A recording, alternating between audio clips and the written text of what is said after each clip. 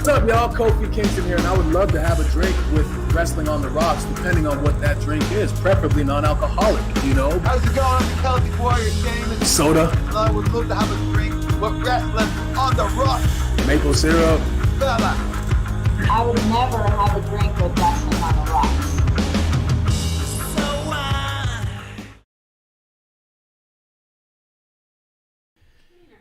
Welcome to the dive bar of the IWC. Welcome to Wrestling on the Rocks. We are your drinking buddies, and you are ours.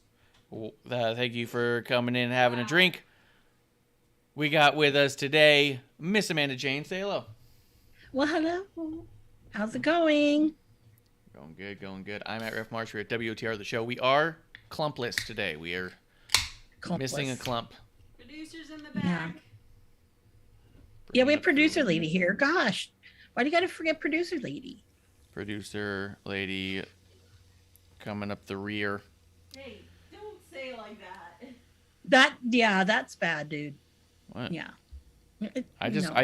I had my Bad Dragon glass, so I just put it back. I should have just kept it. Your Bad Dragon glass? Yeah, I've got a little rocks glass that says Bad Dragon on it. Oh, okay. We got two, like actually. Here's the other one. Like Red Dragon, but not. No, like Bad Dragon, like baddragon.com. Oh. Sponsored, not sponsored. Oh, okay. Check out baddragon.com. Speaking of which, Corey and Carmella have a brand new YouTube show. Woohoo! I haven't watched it yet. I think it debuts on Monday. Yep, 28th. Oh, I thought it already came on. No, they've been advertising. I think it's been really cool the way they advertise it on Monday Night Raw and on NXT. It's part of the show, like the way they're advertising it. They want people to see. It's not just something that's adding to their YouTube. Yeah. I just think it's cool. I just think it's exciting. Yeah. Nothing special about it. Well, it will have nodes of Attitude Era, is what Corey said. Yeah, Corey said if you miss the Attitude Era, I feel like it's going to be pretty sexually charged is I think what we're getting out of it. They're heating Well, it up. Heating it up. You know, they're both hot people, so you know. Yeah, I ain't mad. Yep. I'm Me mad too. at it one bit. They're a hot couple. Now, yeah, that's what she just said. She goes, well, they're both pretty hot. And I'm like, yeah, that's why I'm not mad about it. Yeah. Yeah. Sizzles. Yeah, keep it coming. Yeah, I just wanted to shout that out because, you know, obviously we're big fans of them. We like them. Oh, and happy birthday to Corey, too. Absolutely. Cheers. And happy birthday to Corey Graves. If you listen to the Bear With Us podcast, Matt.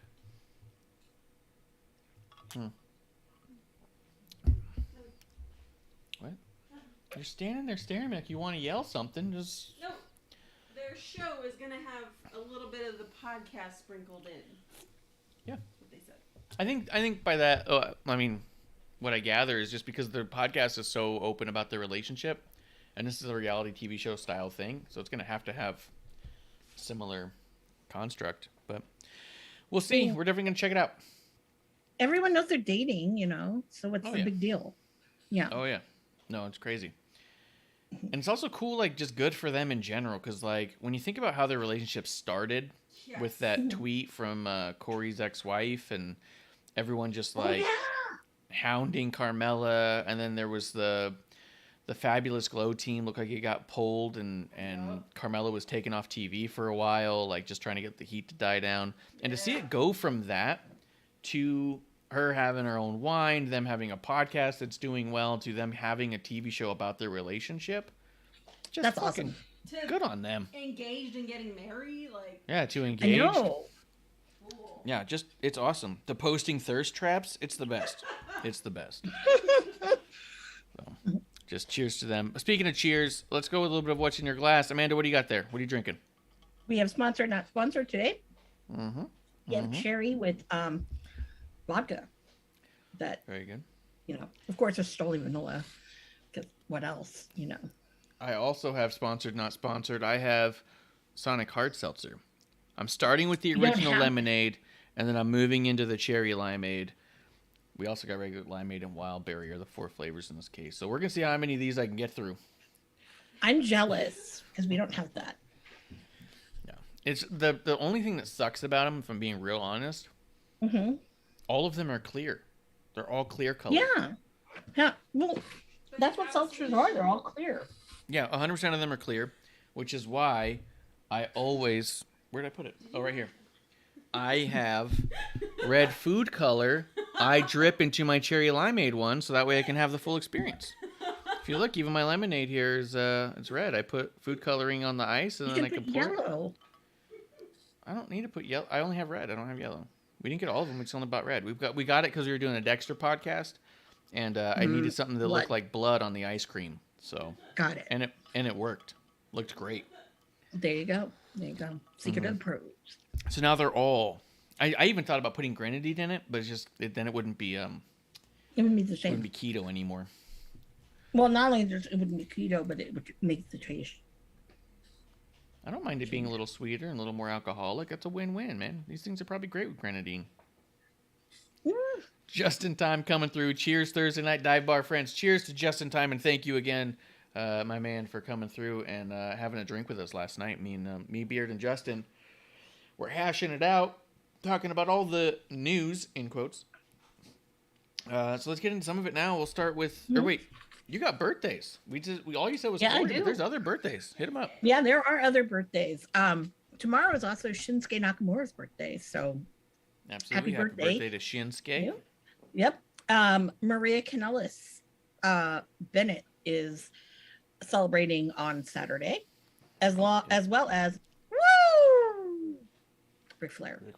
And There's going to be 109. then we have on Sunday Penta. So cheers to you, Penta. And then the Murder Hawk Monsters on the 28th, rounding it up. Oh, that's Lance very cool. Archer. Very cool. Lots of good birthdays. Do you think Penta gets a pinata and breaks the arm off? Just like Yeah, bars probably. it? You know what I mean? Yeah, That'd be sick. that would be. Jeremy in Time says, cheers, happy Thursday to our dive bar friends. So cheers to Jeremy in Time as well. They put out in the In Time Wrestling podcast, they put out their one about AEW and NXT today, so we'll see how we agree or not. Let's see. So some of the new stuff. Let's start with something easy, simple, because we talked about it a little bit yesterday, but the rumor is that AJ Styles re-signed to WWE for major money. In general, I was just surprised he re-signed at all. Not that I thought he was looking to leave, but just because the last 2 times that he signed a contract, he said, this is probably the last wrestling contract I'm going to sign. And every time he does, just the end of the contract rolls around and he goes, yeah, I guess I still feel good. Let's fucking roll through. Like, I'm not ever going to tell him to slow down. What do you think, Amanda? Well, I'm a little shocked myself, but I mean, they need that kind of veteran leadership. Yeah. That I think is really missing. So, I love AJ Styles. So Yeah. I'm glad he's still keeping it in there because we don't know when and if Cena's going to return. That's true. You never And they know. need that, big star kind of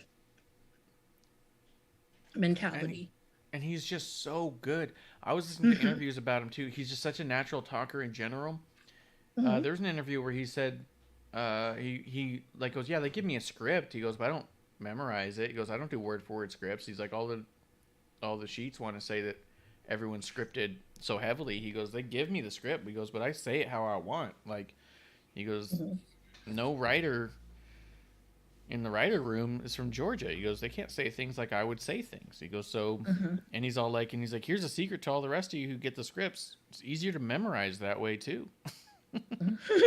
So, Yeah. but yeah, I mean, if he can teach these people how to deliver lines, even that's a huge, massive thing, because some of these.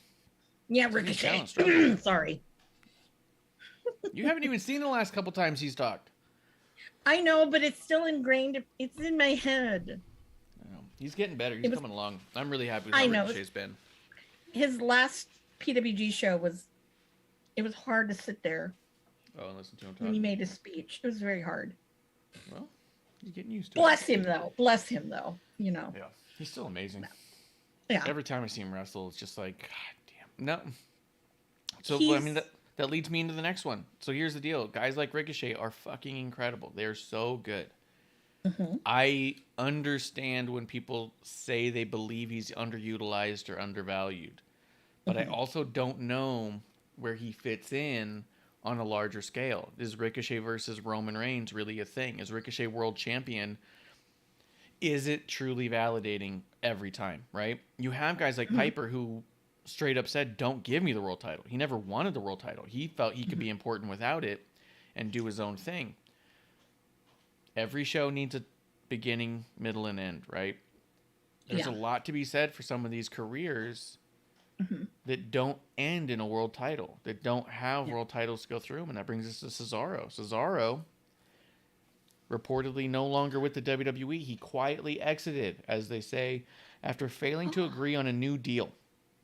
So Cesaro is no longer with WWE, and he is considered a free agent. I do think one thing that's worth noting is it just means negotiations are at... It didn't even say, like, I mean, none of us fucking know. I don't understand contracts, but so far as we know, they're not at a standstill. They just haven't agreed to terms, and his contract has expired. So is he a free agent technically, or is he a free agent truly? Like, is he out there trying to get bookings, or is he saying, okay, well, I guess I'm off TV until we figure this out? You know what I mean? Like, it doesn't necessarily mean he's gone. No. It does mean that he's just not signed. Yeah. I do think it helps him, the internet outrage, as it were, that that he's no longer with WWE. The amount of love that you see on there could give him some leverage to say, look, guys, there's a fan base that loves me, and look, this isn't nothing. And you know, rumor got out, and I started getting phone calls. Maybe he can get what it is he's looking for and stay, or maybe he can go somewhere else and do whatever the fuck he wants. We all want these guys to just be happy and successful. Yeah. What do you think about it? Well, you know, I'm kind of shocked by this. I did not know. I love Cesaro. Okay, I loved his work before, and there's places he can go, but if there's one true place that he really should go, is maybe he'll go back to the newly revamped Ring of Honor or whatever that's going to be in April, because everyone's guess is who knows with that one. Obviously, as we get closer to the date, we'll probably talk about it a little bit, but you know, that's where I kind of see him as, and where he kind of would fit the best, because I don't think because people at AEW, they know Miss Cesaro, but no one really knows Claudio. And, you know, Claudio was a fantastic wrestler. I mean, the guy wasn't formally trained. I mean, that shocked me when I heard him on Colt's podcast. I was like, whoa, he learned from seminars. So I thought that was pretty kind of cool, because, you know, seminar happens once in a blue moon. So, but I'm kind of in a state of worry, because there are so many people, and AEW is cherry picking, obviously. And I don't think that would be a good place for him, because he would do. I don't know what he would do either. But I really think maybe the new Ring of Honor. I don't see him at Impact at all. But doesn't Ring of Honor feel like a step back? Like, one of the things that I see with, well, for one, Cesaro was incredible, whether you saw him as Claudio or otherwise. He's never put on a bad match, and he's never not been able to get the crowd involved and into it. And I think that one of the most untrue statements that you see online and consistently see online is that he is the most underrated wrestler, because of the fact that he is the first person that everyone says when they go, who's underrated, and then he starts trending as being the number one underrated wrestler. Just tells me he's not underrated at all. Everyone knows how good he is. If everyone says who's the best wrestler that nobody thinks is the best wrestler, and everyone says the same person, then you're already off. I think they just proved your point. I think people get mixed up when they think of underrated, meaning who aren't they showing on TV? Not, you know. I think people mistake for underrated, underutilized for being a champion. And I think there's a difference, and that's what I meant. Like, I think so far Cesaro's had a career that's paralleled in a lot of ways Mr. Perfect's career. And no one talks about how shitty Mr. Perfect is, and how, you know, like, he's amazing. He's a Hall of Famer, and absolute fan favorite, and incredibly impressive. And one of those names that will always go down is all like, isn't it crazy they never won the world title? And people go, I guess so.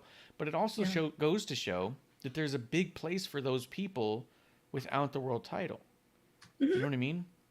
When you have your Jakes, your Roddies, your Mr. Perfects, your Cesaros who never quite got to the world championship, Sami Zayn may never become a world champion. But he's still got a Hall of Fame career behind him, let alone what he's still got to do. And he's absolutely incredible. Not every person needs or should have the world title. And I don't think that every wrestler views the world championship as the single validating factor of whether or not they're incredible at what they do. You know what I mean? And that's all I'm saying is that I almost feel like it's undermining the way people say it all the time. No, let's celebrate how great he is, regardless of whether he has the world championship. It's not the single most validating thing. It's just, as much as we all glorify the world championship, and as much as I hate when people talk about the championship being a prop, just because I like the prestige of the championship, at the end of the day, the champion is a single player on an overall show. Yeah. And other people can be equally important.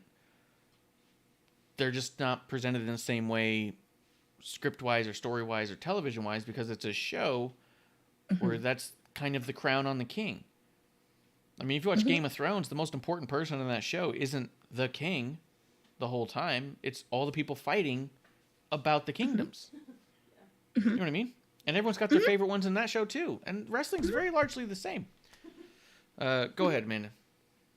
Well, it's to further on it. I think that with wrestlers, the most important thing, and I don't know how true this is with them, but I would think that having some kind of and I hate using this word, legacy, something that really kind of defines them and has a special meaning in this whole scheme of wrestling. I think at the end of the day, that's really what they want. I mean, I would hope so, because I know a lot of the people that I like will never have a belt, and they should, but it's fine. Yeah, but biggest example. Being the champion doesn't actually mean you're the single greatest wrestler in the entire world necessarily. No, there's people who are shitty champions. There have been absolutely shitty champions, and there's been incredible champions. There's been champions based off charisma, and there's been champions who couldn't wrestle very well, and champions who could wrestle incredibly. It's just the spot. You know what I mean? That's what I mean. I don't know if it's us to say who should and shouldn't, because at the end of the day, we end up with a fan base that thinks all their favorites should be champions all the time, which is cool because that just goes to show the importance of the title that we've bought into as the fan base. If our argument for Cesaro is he should have the title, that means A, we've been worked twice. Here's a great example of someone who should have had a title and did not from the indie scene. Cameron Grimes, aka Trevor Lee. He was the workhorse for years over at PWG. Every show, amazing. I don't think he's ever had a bad show. He never got the belt. And everyone was like, he was the one who should have gotten the belt. Because he was that good, and he had the crowd eating out of the palm of his hand.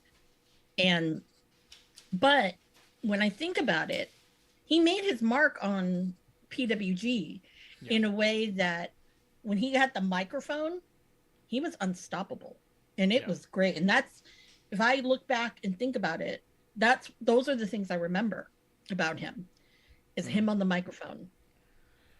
And especially in his last run before he went to WWE, he was like, I wasn't supposed to be here. And for Bola, he went on these long rants, and it was great, and I think that's that legacy for him. And I think that in certain places and situations, a lot of these guys do leave their mark. Exactly. And you can leave a mark look without at having Lethal. a title. Yeah, Lethal and ROH. And I don't want to say because, okay, he was king of ROH for a long time, but he has a legacy over there. He'll never have that at AEW. He won't. Of course. And if you think he will, I don't know what you're smoking and what you're watching, but that's not going to happen. Jeremy in Time says FTR is already teasing a match with the Kings of Pro Wrestling, but FTR teases a match with every single person. They just want to be on TV, man. They go out there and job out all the time. They're just trying to get on TV. Yeah, they just want to be on TV. Come on. Justin says, I think Cesaro would honestly fit well in Impact. After losing Josh Alexander, I think Cesaro would be a perfect replacement for them after losing Josh, which also was a weird thing when they lost Josh Alexander. I will say, with Cody Rhodes leaving AEW, that leaves a huge hole in the mid-card. This could be the perfect mid-card trade. I'm just kidding. Could be. Or, it would be great if the Josh Alexander comes back and they get Ethan Page out of that fucking stupid minute a year. I want the North, goddammit. That could be cool. And that really would spark up that tag division. But anyway, that's another story. But yeah, so Cesaro currently not with WWE, but we also don't know what that means. And I think that, I think for one, if he ends up re-signing with WWE, if they get to the deal that they both agree on, it'll be interesting watching all the IWC children bicker who went from, he'll be amazing at AEW, he should go to AEW, oh my God, to, oh my God, why would he ever do this to himself if he re-signs? At the end of the day, wherever he decides is going to be the thing that's best for him. And we have to respect that, given the idea that he knows more about his own life and the contracts than we will.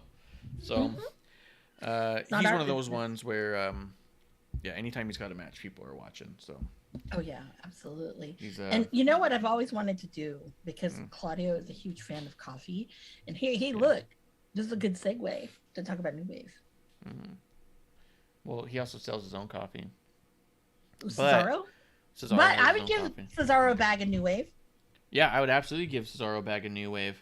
Flow State Coffee, specialty grade coffee with L-theanine and raw cacao for creativity and productivity, giving you better energy, focus, and mood than a regular cup of coffee, while decreasing negative side effects like jitters, crash, anxiety, blood pressure. If you go to newwave.co, NOOWAVE.co, and put in promo code CHEERS, you can get 10% off. And I'll be honest with you, I think right now they're doing 40% off your first bag. If you use, if you're doing a subscription, you get 40% off your first bag. I think the promo code's on the website. You can stack these two promo codes. You can put in both. So you can theoretically get 50% off your first bag if you add Cheers to their 40% off gig there. So definitely worth doing. Let's see, as we go through a couple more contract things, because we're contract experts. There is a rumor going around that Brian Cage's contract option was picked up, that they rolled it over into renewal.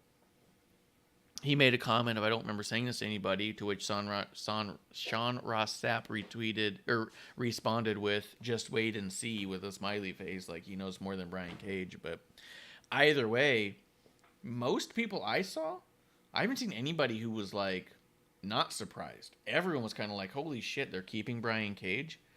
Yeah.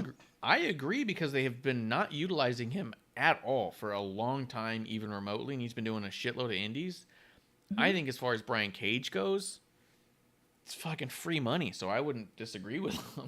You know what I mean? Well, with signing Keith Lee and looking at the face of the Revolution match so far, which I know we'll talk about, but they're all hosses except for one. Yeah. Like, one of these things is not like the other, and that's Ricky Starks. So I was like, oh, well, but I wonder if Brian is going to come back in that kind of capacity where he shows up next week. I mean, I can kind of see that happening, but I don't know, because they're all big boys in that ring. I could see that also, because Hobbs and, I guess we'll get to there too, but Hobbs and Starks starting that shit with Keith Lee, you could always have Brian Cage show up and team up with Keith Lee to take down Hobbs and Starks and do a thing there too. I'm waiting for Hobbs and Keith Lee, but we'll talk about that later, so we'll move on. But yeah, if he did, I mean, fuck, more power to him, man. Get the money. And like I said, the past year almost of Brian Cage's contract has just been free money. Just money that comes in, and he's doing his own thing anyways. Like, I cannot knock a guy for having a contract that he does not have to do anything for. Nope, he's getting his shit in. Get your shit in, DSMI. Yeah, totally. And honestly, I think that's the best thing. I mean, for him, he's I call him Mr. Warrior Wrestling, because I think he's been on him and Sam Adonis have been on every single one. Oh, yeah. And yeah, so good for you, Brian Cage. Kind of shocks me, but good for you. Oh, yeah. Because Brian's good people. Yeah, I think that there was I think most people thought his contract would expire and they would just leave it. Yeah. I think that he just left it and then got the would likely got notifications like we've renewed it, and he just went, oh, okay, I'm still doing all the other stuff, but I'm pretty booked up for the next year. But I guess I'll squeeze it in if I can. Yeah. Call me when you need Call me. me when you need me. I love it, man. Yeah. 2 more AEW contract things. One of them being Swerve reportedly signed to AEW. Swerve the Realist. That's what he's going by now. Instead of Shane Strickland, it's now Swerve the Realist. What do you think about him over at AEW? I'm not surprised. Who does he have a connection with over there? Besides Ricky, I don't know who. Does he have like a history with people? Janilla. Okay. But we don't know what's going on with Janilla, actually. True. Hell, I don't even think Janilla knows what's going on with himself. Yeah, Let's be real.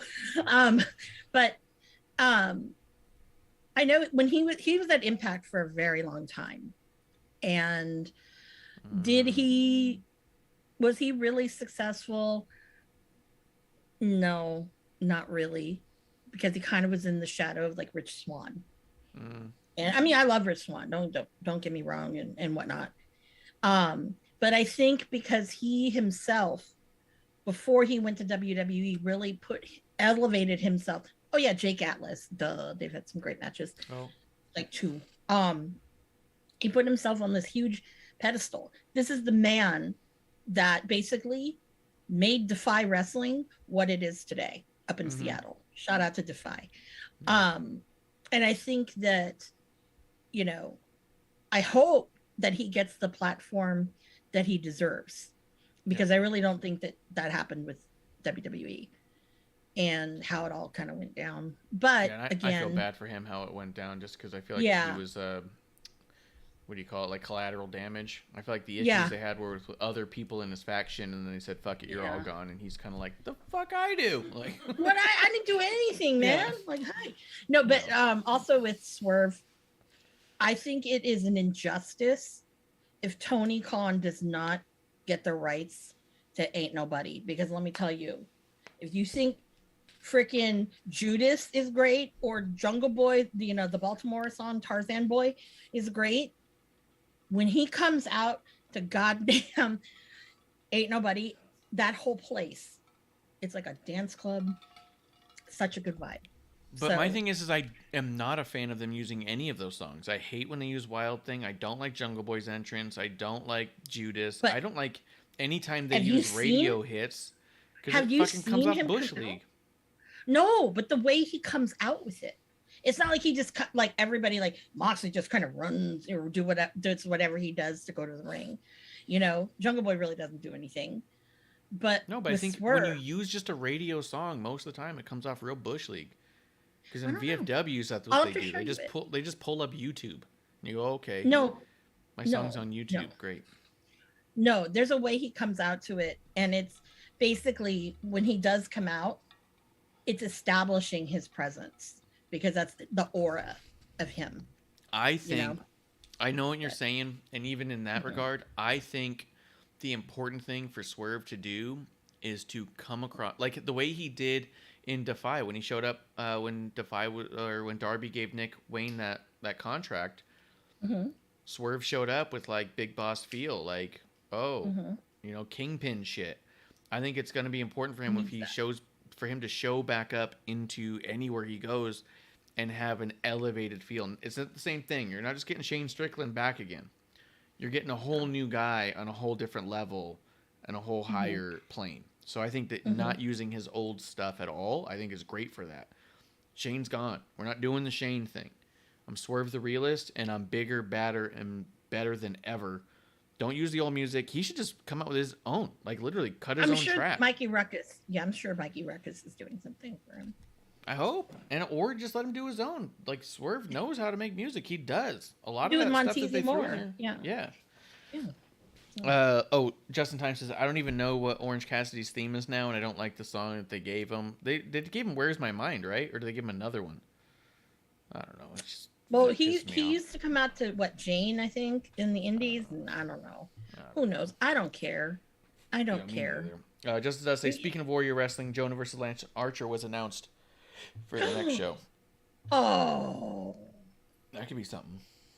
Speaking of Jonah, he's going to destroy Zicky Dice on Impact. That would be funny. I want to see that. So, tune in. And then the final thing we have before we just get into the shows, Jeff Hardy said on some YouTube show that he's going to be going to AEW, and people said AEW confirmed all this stuff. Subsequently, Jeff Hardy tweeted out a little while later, saying, nothing is official. It can't be right now. I've simply set a goal for myself, and I will achieve it eventually. I think what that means is that in this interview, he wasn't paying attention to what he was saying. Plus, this thing was riddled with typos and bad punctuation, and it was a little weird, his tweet. So I think he just was not paying any attention to what he was saying. He said, I'm going to AEW, then also realized that he's still under a non-compete and can't be wrestling, so that it's contract tampering. The same way that they talked about with Adam Cole. Remember, they had officially given Adam Cole an offer, and Dave Meltzer reported it, and then Tony Khan said that couldn't have happened because that would be contract tampering. Fucking pull this tweet down kind of a deal. I think it was another one of those. I think Tony Khan is contract tampering, and it slipped out that he's already got an agreement with Jeff. He already had the agreement with Adam Cole, and I think that they're trying to, they're playing a little loose over there is what I think. You gotta be a little more careful about this stuff if you're gonna be... Because Bruce has talked about that in his podcast, the amount of times that they would call people and, or people would call them and say, hey, we're interested. His immediate response, he always said, would be, what's your contract status? I'm not saying we don't want to talk, but I'm saying that call me when you can talk. You know what I mean? Mm-hmm. So you got to be really careful about that shit. Or he forces himself too into the situation. But, Yeah. I think that Tony just thinks he can buy himself out of any issues. Yeah, but one day he's not going to be able to. But let me ask you about this interview.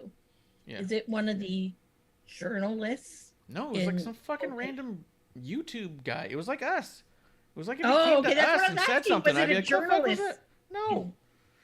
In quotation marks. That's what we are. No, just some schmo, man. Like, imagine if Stackhouse dropped some major shit about something on our show. It would have been like, what the fuck is this, dude? Why would you do that on our show? Yeah. But then again, we're like, I understand. Well, yeah. Don't understand why, but hey. We're disarming. We're drinking. We're having fun. Yeah. Maybe you let us slip. Maybe that's part of the reason. We should have more guests on and have him, like the way he was drinking. Get more guests on to have him drink while they're like, oh, well, let's see what they say. I'm trying, man. I'm trying. Maybe I can get Cabana Ding Dong. Oh, he can always come and hang out, have a drink, and he doesn't drink. Us. It's not about what you drink; it's who you're drinking with. Oh, I know exactly, and I'd have to probably send him like his beverage of choice. Yeah, whatever. Which is either pineapple hint or the Bywater of the mandarin orange one. He's gonna talk about it like he'd be the type to be like, oh, I want this Life Water that doesn't exist anymore. They don't make, and then we have to track down a case of it somewhere. Yeah. No, yeah. He's a simple creature. Okay, all I have to do is go on Amazon, and this is what I do. Okay, so Colt, next time I see you, I brought a peace offering on the boat actually too. Is I will always get a big thing of extra polar ice gum. That's his gum of choice. Oh, nice. Okay. He's a very simple man. He loves to have fresh pineapple, but that was kind of hard to do to take on plane. So no, he likes fresh pineapple. A case of gum and some pineapple soda. He used to be Diet Coke, but then he got off of the soda. But I've been seeing him drink some soda lately. So, all right. Old habits are hard to kill.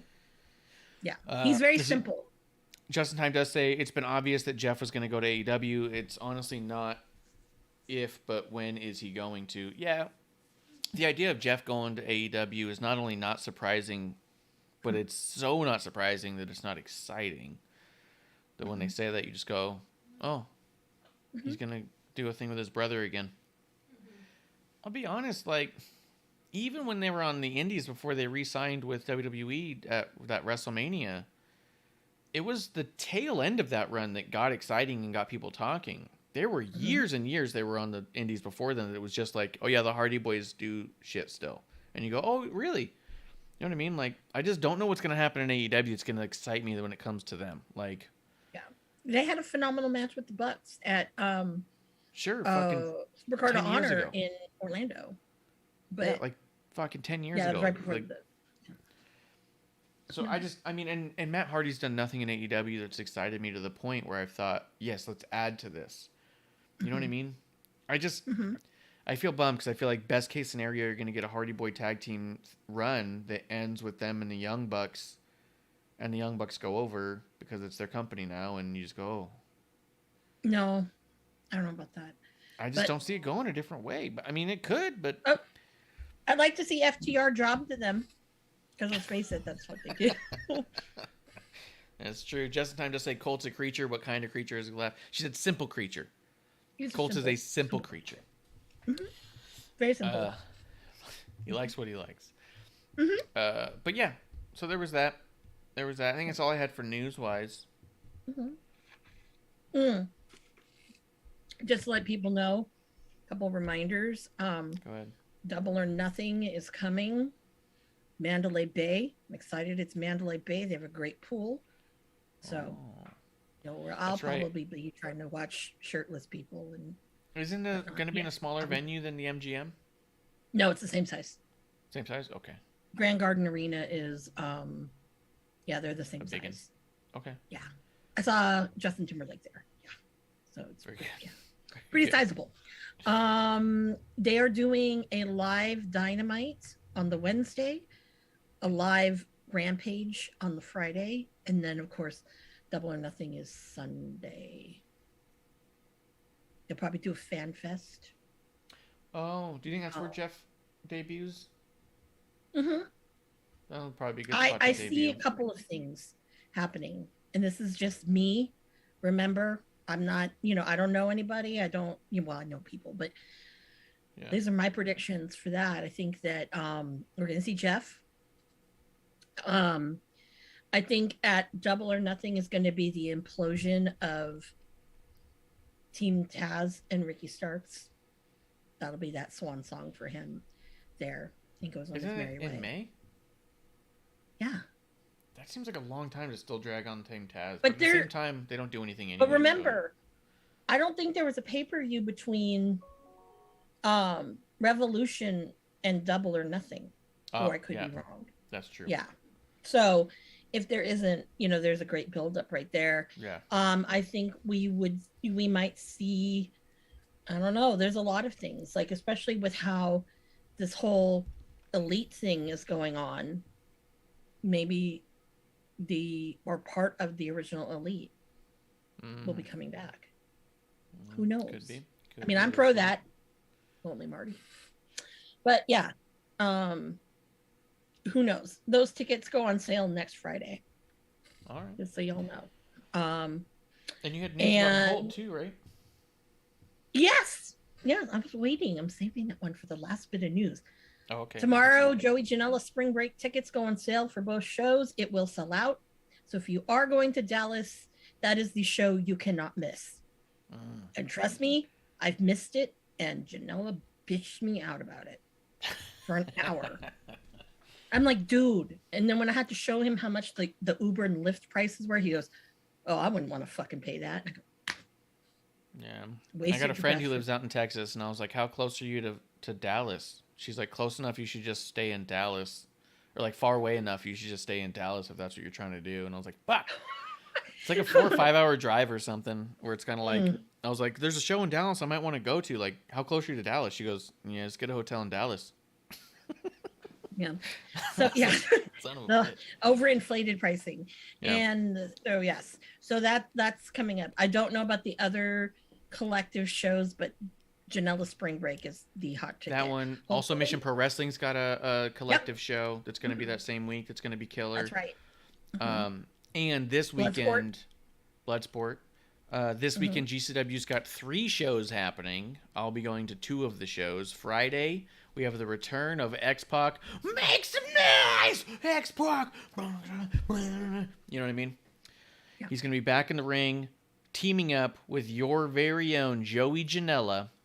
You know what I was looking at, too? Out of all the merch I have on everything, I've got nothing of Janilla. Because I was like, oh, I'm going to have people sign stuff. I've got literally not even like of...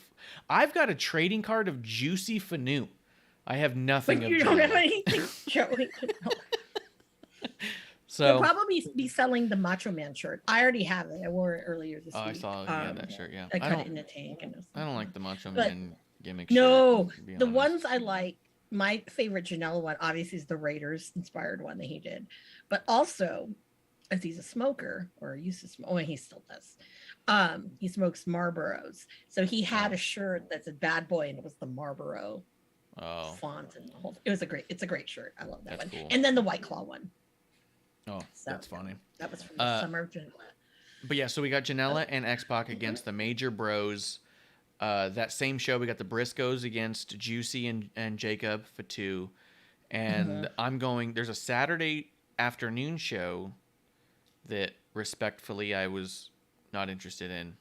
Respect to all the talent who are going to be there and putting their body on the line. None of them screamed to me is all. But there is a show on Saturday evening that is going to have Tony Deppen versus Thunder Rosa. And I'm going to go there to see Thunder Rosa. I'm going to get Thunder Rosa to sign my comic book drawing I did of her. Nice. It's going to be sweet. I'm going to give her one of our shirts, too. You think she'll ever wear it? Oh, she will. I said, I'm going to tell her, you can cut this up into little bits and use it as a dish rag, too. That's fine. Whatever you got to do. Yeah. Or use it as your cleaning rag while you listen to us. Oh yeah, perfect to dust with. You can wipe down the walls with it. Whatever. You wax on, wax off. Yeah, oh yeah. The hubcaps on your car sometimes hard to get into like the crevices. This shirt's perfect for that. So. Yeah, perfect for that. Yeah. So I hope just cut the sleeves off and work out in it. Yeah, I hope we get to see Sam Stackhouse in Janela Spring Break. I'm pretty sure we will. That's possible. I've asked him if he was going to be at this weekend show just because I was like, if you're going to be there, I want to know because I'll bring a Stackhouse shirt. I might just wear a Stackhouse shirt anyways just to be like, you guys should. You should. No. But support those. Yeah. He does say that he does think he's eventually going to make it out to some LA shows and he'll tell me when those are going to be. Just doesn't sound like it's this weekend. So but maybe it might be the LA San Francisco ones coming up. That could be good. Yeah. So, and then what else did you have? I just want to throw out the GCW stuff because I'm going to be there. And then, look for me. Yeah, and then my last bit of news, everybody, it really excited me. But today, a certain podcast came back, The Art of Wrestling by Colt Cabana. He told me he was not going to do it anymore. And a lot of it, I think, was the pandemic was part of it. And then he's been really enjoying being on Twitch and gaming. But it's back. And I think that it's very monumental in the fact that he is the godfather of modern independent wrestling. I don't care what people say. Oh, yeah, but he has a lot of influence. And I will say this, if it wasn't for that podcast, you would not be listening to me speak right now. Because that's how I learned about the indies. And I learned a lot about the business from him and listening to him. So yeah, I've only heard great things about that podcast he had before. It's one of the best. It was the original wrestling one. I think Pritchard had a show with somebody, but it was a little different. But the long form interview, because he modeled it like after Mark Maron, who's one of his heroes. Yeah. So I know way too much. But anyways, so if you get a listen this week, it's Alex Reynolds of the Dark Order. Oh, cool. And so make sure you do that. There's a lot of really great ones to go back and listen to. The Cardona one, from I think it's like episode 50 or 51 or something like that. That's a hilarious one. Yeah. Nice. It's great. Yeah. That's crazy. You can find it wherever that means you he would have been interviewing Cardona while he was in WWE. Because they're friends. They were in developmental, all of them. Yeah. Because it's not always easy to get the WWE talent over there. Like there's a lot of people you got to talk to get to their talent. I don't know. Well, remember, this was when the Woo Woo Woo King was king. You know, he had his King of the internet. YouTube, And yeah, it was King of the also Internet. before podcasts were much of a thing. So Exactly. that's true. Yeah, because I know that with certain people, like when he did like Mox and when he did other people, that they had to get like permission and stuff. But with Cardona, he actually just showed up he was there for, WWE event. So he just showed up to Colt Studio apartment in Chicago, Illinois. Yeah, I'm a nerd. Okay. But yes, check that out. Yeah, no, that sounds dope. Let's see. And yes, forgot to add this. And yes, if you go and listen to the catalog, if there's an Amanda he is referencing to, that would be me. Oh, he would call you by name? Yeah, he's name dropped me. He's name dropped me more than some wrestlers. Let's just go there. That's yeah. Mm-hmm. Cool. Well, I don't got anything else. If you want to get into some of the shows. Mm-hmm. I was thinking, I watched Dynamite, so I thought we could talk about Dynamite, but something occurred to me, and it occurred to me like after the fact. Jay White had a match on Rampage. Yes. I didn't see a single clip or hear anybody peep a word about it. Was that match like not much to write home about? Honestly,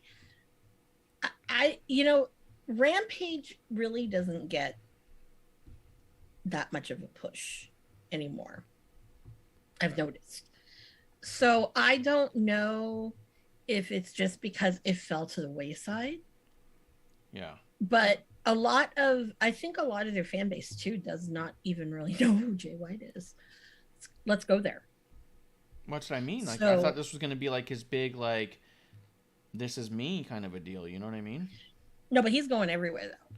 So he's part of that Forbidden Door bullshit. But we'll see what happens. And no, he is not leaving New Japan. And the reason why is they do not have Gaijin go into the Lion program in Japan, mind you, without being invested in them. So pretty much they own his soul. Yeah. Oh, that's true. Yeah. Mm-hmm. Yeah. So just so y'all know. So that's how that works. Now, a transplant like a Zack Sabre Jr. or Ocean Spray, different story. Jeff Cobb, totally different story. I mean, because Jay White went on an excursion, like how Naito went to Mexico, and was like around Roosh and all them people. Jay White did Ring of Honor, was his. And Sonata did something. I think Sonata did Impact, I think. So was the match very good or no? It was okay, but again, I forgot about it. And then I was like, oh God, Jay White was supposed to wrestle. So then I went back and watched. It was okay. Yeah. It was very, I don't want to say very Jay White-ish, but it's, he has a certain style and, you either like it or you don't, but, but I think that it's just that people don't really know who he is. That's a shame. Yeah, I can see that. Well, yeah, I just thought it was weird because I was like, I didn't hear anything about it. I was like, oh, Jay White's going to be wrestling here. This is the whole deal. Everyone's like, this is amazing. This is everything that we've ever wanted. And then I didn't hear anybody talk about it. Yeah, so I was like, probably. It made me think I shouldn't go back and watch it. And so I didn't because I was like, well, if no one's talking about it, it couldn't have been that great. Well, and what a bummer to bring in somebody as incredible as Jay White, with someone with the amount of hype he's got even in New Japan, and have it be this kind of like, yeah, well, we got him because we kind of talked ourselves into and like, you know what I mean? Like, it just kind of makes Tony Khan look a little foolish. And it's a shame that it's with somebody like Jay White because he's so big. He should be a big deal when he comes through, and this felt like accidental. Yeah. You know who I think is a big deal, and I'd love to see him on TV, but no one, unless you really watch New Japan, would know who the hell he is El Fantasma. Oh, he's so good. Great heel. Love him to death. And his light up. Isn't that Santos Escobar? No. Pretty sure he was El Fantasma, yeah. No, it's not a luchador. No, he's a guy from Canada. He won the Super J Cup twice. Oh, sort of like El Fuego's from Alabama? No, El Fantasma really is from Canada. I want to say like Fuego's really is from Alabama. Oh, I know. But he's not a luchador. He's part of the Bullet Club. You see those shirts that say Headbang Club? That's it. Yeah. All right. Well, was there anything on Rampage or the internet that was like really all that much to talk about, or should we just talk about Dynamite? You know what? Not really. I mean, I think what's been going on is Dynamite's been the one that is reigning supreme. I will say this: I do like watching Serena Deeb's 5-minute challenge. I think that's a good addition to have on there. I've heard that's been cool. Yeah, it gives lesser known talent the opportunity to work on TV, but it also gives the audience, I feel like, that's like wrestling. That is like what good women's wrestling should be. That's one of the facets of what it should look like. Yeah. So all right. So that's always worth watch. Well, good. So Dynamite. Did you watch the whole thing? I did. I put on the whole thing. Okay. I don't think What's it was all your worth feeling? watching, but it was decent. It was a decent show overall. Well, because last week we were like, hey, it wasn't bad. Yeah. This week I felt the same vibe. Although I could do without Well, I will say this. There was more this week there was stuff in this week that was very bad. But there was a lot around it that was pretty decent. And last week I felt like nothing was very bad the way that some of this was. You know what I mean? So it's just one of those. I mean, I think just have some people who they're shotgunning and it might be too much too fast or something. But yeah, I mean, opened up with the Battle Royal, which was what it was, and that was messy. Yeah, that was very messy. So it's kind of like, just keep it. Yeah, but that one was really messy. Yeah. And even the aftermath I thought was kind of messy with Paige coming out, storming the ring, and coming after Red Dragon, and Adam Cole comes out. And then the Bucks are like, oh. Yeah, the Bucks are kind of like, yeah. It was. Yeah. That was weird. That's the only reason why I think Double or Nothing, the original, most of the Elite is going to come back together. Could be. I think also Paige's promo afterwards, too, was fine. I didn't think that Cole and Red Dragon needed to be yelling back at every sentence as much as they were. Bobby Fish makes me laugh, though. Yeah. Bobby Fish was great. I'm like, oh my God, Bobby. Like, I didn't mind them talking back, but I didn't feel like they were giving it room to breathe either. Like, you were almost talking over Paige at times, and it's just kind of like, just give a little space and say what you're going to say, and, you know what I mean? Like, I think it was just a little cluttery than it needed to be, but that could just be me. Yeah. But I did enjoy that. Yeah. I guess just because it was to me. Am I surprised that Red Dragon won? No. I thought that was the point from the beginning. At no point did I think anyone else was going to win.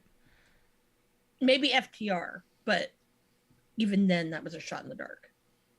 Yeah, it was unlikely because I think they already had a match. Plus, at the same time, they're putting this match together to not utilize their ranking system. So you had to find somebody that wasn't top of the ranking, and it would have been Red Dragon is the hot tag team that's not ranked very well. So you kind of go, okay, well, then they're going to win it because they want to get to that match faster than Why do you even have a ranking system? I know we hate that ranking system. Well, so stupid. That's why they put these matches in there, because their ranking system is like forgotten about until suddenly it's in their way, and they go, okay, well, let's do a battle royal, a ladder match, whatever it takes. Like, that's what it was. So yeah, going into it, you go, oh, who's not ranked number one that they clearly want to see in the tag title match? Oh, Red Dragon. It was pretty easy to move that along. I wonder, does Tony sniff glue or those Mr. Cento markers when he's booking these shows? Because sometimes I'm just like, what the fuck? Are you kidding me? You gotta be high. You gotta be on something.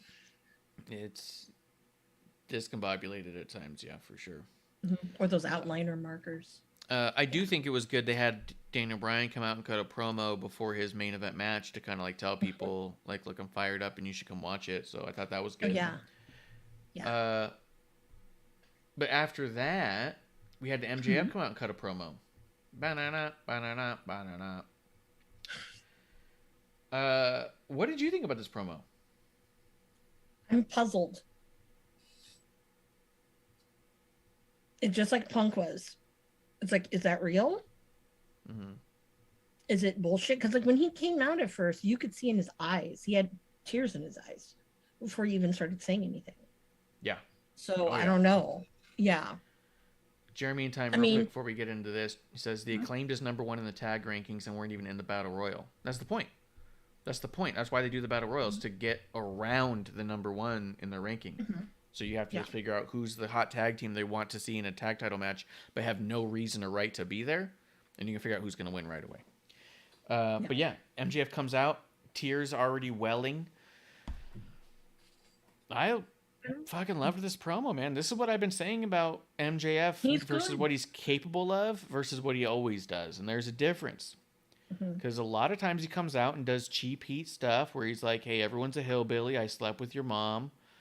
Yeah. And you just go, okay. And he does just like generic street level shit talk that you'd hear at any given bar. Nothing's all that revealing or not much to write home about most of the time. But then he taps into something like this. And the other one that he had that I ended up watching like twice, where he talked shit on right before CM Punk's hometown match where he beat him twice in his hometown. I thought this was fantastic because I'm telling you, MJF's character in this is not only amazing. Is not only relatable, but he's literally like right on par with guys like me and Kev and what we've been saying about Punk for years. Like turning your back on fans has just as much of an impact as being there for your fans and stuff. And we haven't been all that. We didn't get we weren't fawning over CM Punk before he left. So when he left, it was what it was. But the idea that people were still chanting CM Punk for years and years later would annoy guys like me and Kev and say, fuck, dude, he turned his back on you. Like, quit chanting for him when you're bored because he doesn't give a fuck. I like that MJF took that mentality because we can't be the only two who feel that way. Taking that mentality and twisting it into his sort of evil origin story is fucking fantastic. I thought it was because it came from a narrative that's possible. It's realistic. You know what I mean? Justin Time says, fantastic promo, but I think it's a ruse to lower Punk's guard. I don't know if it is or isn't. I kind of don't know that it matters, to be realistic. Like, at the same time, though, how can CM Punk win the match after that and not look kind of like a dick? You know what I mean? Well, my issue is that, you know, you have another obvious Jewish person on your roster. And I don't know. I mean, it could be, if he's doing it in kind of an evil way, it could be a bad thing, you know? I mean, I don't know. Colt doesn't push that like MJF does, but you have to wonder, you know? Wonder what? Like, why he's well, not just in a wonder tag if team it's with like another Jewish guy? Like, I just don't understand why. No. If it's real or not, and all this stuff about the whole Jew boy and all that other stuff. Yeah. Because that's a heavy topic to bring in, you know, racism. A very heavy topic. So, yeah, absolutely. And why not? Yeah. When he's saying that he's dealing with anti-Semitism growing up. And what an amazing parallel to make it, where it's all like, I'm dealing with anti-Semitism and being bullied as a kid, and I looked up to wrestling. The way that a lot of people look over to wrestling as their escape, as their inspiration. And in that, the person he latched onto vanished. So in his struggles dealing with adversity, and finding someone to latch onto and draw inspiration from, that person turns his back and walks away. What happens then? You know what I mean? Like, it's not the John Cena who kind of disappears to do Make-A-Wish and shows up in Hollywood, or like The Rock, where they're always kind of around, where they have this like ending that's kind of poetic, like a Steve Austin. It's just kind of like, no, here's somebody who like left the business, talked shit on the business, and talked shit about everything that he did there. And all he did for years after was talk shit about the wrestling. So it's almost like, look, a lot of people escaped what they're dealing with in real life through wrestling, and you're tearing that apart, and you used to be the guy that they looked at for that. So it's not a huge stretch to say that this mentality couldn't have such a negative impact on a guy like an MJF character, where he just becomes an asshole and has to fight through everything because that one dude turned his back the way that he did. Like, I thought it was a really fucking smart way to tie that all together in a way where, to me, Justin Time says MJF definitely made Punk look like the bad guy. I've been saying this from the beginning. He's a heel in my house. I boo the shit out of him. MJF, I've been cheering this whole time. I've been cheering every time MJF's having a segment with CM Punk, and I'll be like, MJF's right. Like, I like that they're showing a consequence to it. And I even thought, like, CM Punk coming out at the end, CM Punk looked like a dick in that too, because he's rushing the ring with his fucking fist clenched. And he's all like, is that true? Is what you're saying true? Like, calling him a liar while MJF's like crying. And MJF says, yeah, it's true. And then rolls out of the ring and the crowd boos. And it was nuts. I thought it was really well put together. It was. I'm still hashtag Team Cabana, so I'm not cheering for CM Punk regardless. No, CM Punk can. Fuck him. Go. But yes, he turned his back on a lot of people when he left. Yeah. Not going into that. So. Yeah, but even the fan base, like, yeah. The whole fan base chanting for CM Punk, and the whole time I was all like, dude, he doesn't give a shit about you guys. Like, give it a rest. Like, I like that MJF took that mentality and guys like us and turned it into an evil origin story, and incredibly well done. The way he was crying, the way he did the whole thing, I thought it was great. And at no point did I go, CM Punk should win this. I was like, no, CM Punk needs to get his comeuppance. He needs to lose again. He needs to keep losing. No, you need the other one to beat him. I don't care. Keep beating the shit out of Punk. He can take a lot of losses for the rest of his career, and I'll be fine. I don't need to see a CM Punk win. The biggest loss he needs to take is the one. It's gonna happen. Yeah. I hope before I die. But who knows? I know it's gonna happen because it'll never happen. It will. It's not happening. I got Marty versus Colt, and everyone said no, sweetheart. If you want that, you're gonna have to pay them. Yeah, but you already said Colt's going back to podcasting. He's not trying to wrestle Punk. But oh no, he. Yeah. Spin Fox comes through. He says hi. He goes, holy shit, Marsh had something good to say about AEW. I'm shocked. Is that why it snowed today? And he goes, Amanda is still on this Colt thing. Why? Because the roster have them together. Yeah, you're like obsessed with it just because they happen to be in the same company and they hate each other and they're not going to wrestle. It's not happening. No, I've always wanted this. Yeah, and I'm telling you right now that Colt is going back to podcasting because CM Punk's not going to wrestle him. No, but Colt always did that. Hello, excuse me. It's one of his many streams of income. So come on. That's a good point. He's on the free money train from Tony Khan. Okay. Yeah, he is. He's getting them stacks. Getting them stacks. Yeah, they're right by each other, he says. Yeah. So that whole segment I thought was done really well, and I thought 100% MJF is the good guy here. CM Punk needs to go down. Mm-hmm. Yeah, I thought it was great.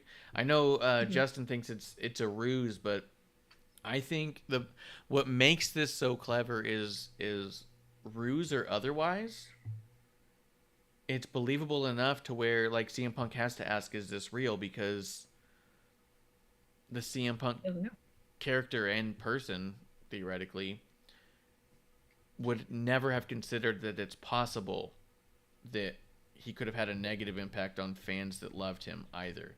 So the idea of ruse or otherwise doesn't take away from the legitimacy of the potential heart of the story, you know? Yep. Spin Fox in the chat says, don't know if it's true, but Cesaro is now a free agent. Interesting. It's how we open the show, man. You're an hour late for that conversation. Anything else you want to say about MJF and CM Punk? I just thought it was very a well done, put together promo, and I'm glad none of those idiots came out with him. Yep. I'm also really glad. A lot of people were saying that they were expecting a turn at the end or some sort of wink to the camera type deal with MJF, and that never happened. They were like waiting for the other shoe to drop kind of a deal. I'm so glad that they didn't go that route. That they didn't make it campy at the end and be all like, but I'm and like fuck yeah. No, let it simmer the way that it simmered. You know, it did. That was great. Mm-hmm. Oh yeah. Yeah. Just real excellent. Good. Yeah, really excellent. What do you think of Kings of Black versus Pac and Penta? And towards the end, you have the sudden lights going out. I like Jim Ross's response to, "Oh, here we go again with the lights go off and they come back on again." And and you're so like, "Yeah, Jim Ross." He goes, "What's going on around here?" I'm Buddy loving Matthews. JR. Oh, lately. JR makes me smile. JR more than anybody in all of AEW consistently makes me smile. Buddy like Murphy shows shows up. Yeah. He's over a lot of the stuff where he just goes, "Oh, this is what we're doing now." Buddy Murphy comes out, has a little bit of a beatdown segment that kind of goes on for twice as long as the match, it seemed like. But he joined House of Black.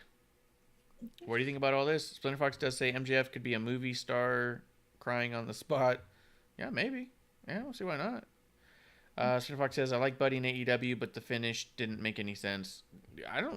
I'll be honest with you. I didn't think a lot of the presentation of that match made sense to begin with. The Penta Oscuro, I was only kind of in on, but I thought that the overly dramatic stuff with the shovel and the tombstone, I was kind of like, I don't think I need this much. The match itself was a little bit weird and sloppy. I think a tag happened with somebody on the outside of the ring, if I'm not mistaken. But it was, it was kind of a lot. But at the end of the day, the whole thing was set up to get Buddy in the House of Black. What do you think of it all, Amanda? Well, there's a couple of things that I had issue with. I don't think that their crowd is savvy enough to understand the whole Pentagon Obscura. I mean, I don't know. Because it's something that's just, not a common thing. And I also think that, we didn't need Alex Abrahantes dressing like, I don't know, the Grim Reaper from the Bill and Ted movie, the second one. You know what? You're right on that. I wonder if that was the thing that set me off from it to begin with, was just that the manager was suddenly in face paint and a fucking cape. So it wasn't like your wrestler turned bad. It was like everyone's been infected with evil in some weird way. Like, yeah, it became super Halloweenish when the manager was dressed up suddenly with face paint, and I was kind of, what the fuck? I know. That's 100% it. If he wasn't dressed up that way, I think you're right. I think I would have bought more into it. Yeah, because it's like, come on. I don't know if I don't know, but that was the first thing I noticed. I didn't even really look at the grave or anything, but when I saw Alex Abrahantes like that, I was like, what the fuck is this? This bush league gun or whatever, because I don't think that, if I'm remembering correctly from Lucha Underground, I was trying to remember if there was some, all of that kind of shit. But honestly, I don't think there was. I don't think it was that much of a show in the entrance. And maybe, I think probably the other reason it was a little like, I don't know, was because you had the House of Black entrance right before it. Like, it just seemed like kind of a lot all of a sudden. And then Splinter Fox says, but if it was Taker, you would have loved it. Maybe, but it also wouldn't have been Taker versus Taker. And his manager wouldn't also been dressed up like Taker. And also, it wouldn't feel like someone's trying to knock off Taker. You know what I mean? It's like... It was just a bit of a lot. Like, I mean, Undertaker and Kane kind of had their own thing. They started off in a program together, but they were doing stuff a bit. I mean, you guess you had Paul Bearer, but that was also fucking 30 years ago. Yeah, At this point, they're doing it. It just feels like they're trying to be the Undertaker, maybe. I don't know. the manager offset it, and I think it was too close to House of Black. So I think for me, I was kind of like, okay, a lot of show. But it wasn't bad. Just, I was ready for the match to start by the time it started, you know, like, we just do it. And it really wasn't Pentagon Dark either. I mean, I know they can't use the name, but it really didn't have that feeling. Yeah, I felt like it was still Like the same it Penta. Yeah. Mm-hmm. But, I don't know. Yeah, Penta and Pac as a tag team, I'm not solely sold on either, to be honest. I know they're Death Triangle, everyone loves them, but I just think Penta's a better single star than he is a tag star, if I'm being honest. Because Penta, at least in America, Penta still follows all the lucha rules, which are very different from American tag team stuff. And so I get lost in the match so fast where I just think we're doing a whole lot of synchronized wrestling and nothing looks like combat at all with Penta. And I think when he's in a singles match, I think it comes off different. He's not allowed to just fly around and leave and come back without some sort of something anchoring it. So I don't know. Yeah. I do prefer him as a singles. Yeah, I think I've always enjoyed him as a singles more, I think. When I saw he was tagging with his brother, Phoenix, I was like, this will be cool, and I didn't like it at all. And I was like, oh. But every time I've seen him in a singles match, I've really enjoyed the match. Sprinter Fox says, Phoenix going to turn evil too? I mean, he's kind of left out. I bet Phoenix injury caused a ripple in the plans. Yeah, that's probably true. I don't know why Phoenix wouldn't be evil. If his manager turned evil, why wouldn't his brother? You know?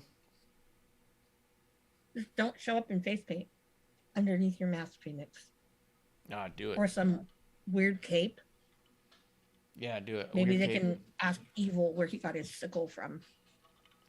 Yeah, that guy should have still come out in a suit. He shouldn't have had that weird costume. And if he was gonna do his makeup at all, it should have just been like some creepy eye makeup. It shouldn't have been a whole fucking pale Grim Reaper thing. The manager offset me. I think that's what it is. The manager pissed me off. Yeah, and also, it looked like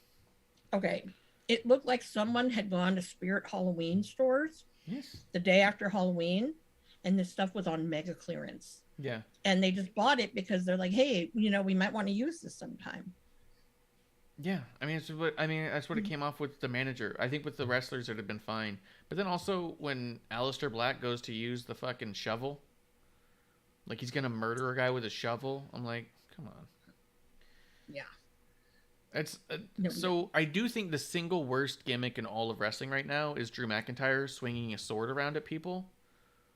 But also trying to stab someone with a shovel is like, they're gunning for that spot. Like, just let's not use a shovel like it's a fucking sick. Like he was about to drive it down into his chest. Let's not pretend we're murdering.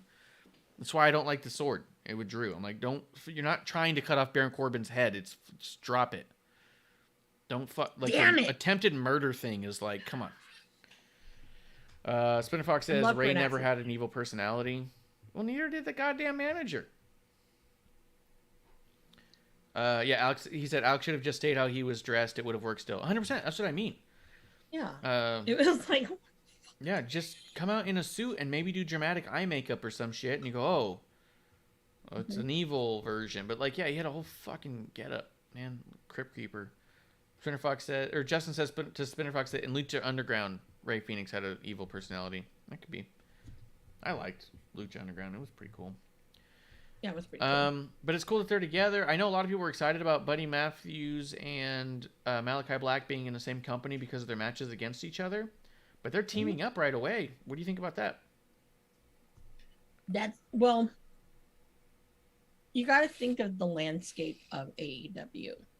And I'm not surprised because they like factions. Yeah. And not only that too, but where is there in the timeline? We got cherry lime. All right, we're on that. And you put your red shit in it too? Yeah. Yep, it's pink. It's red. All right. Yep. Okay. Well, look, it's orange. Whatever. Anyways, no, so I think that there's no, because even Aleister Black, where the hell are you going to put him in a singles thing? Because there's nobody right now.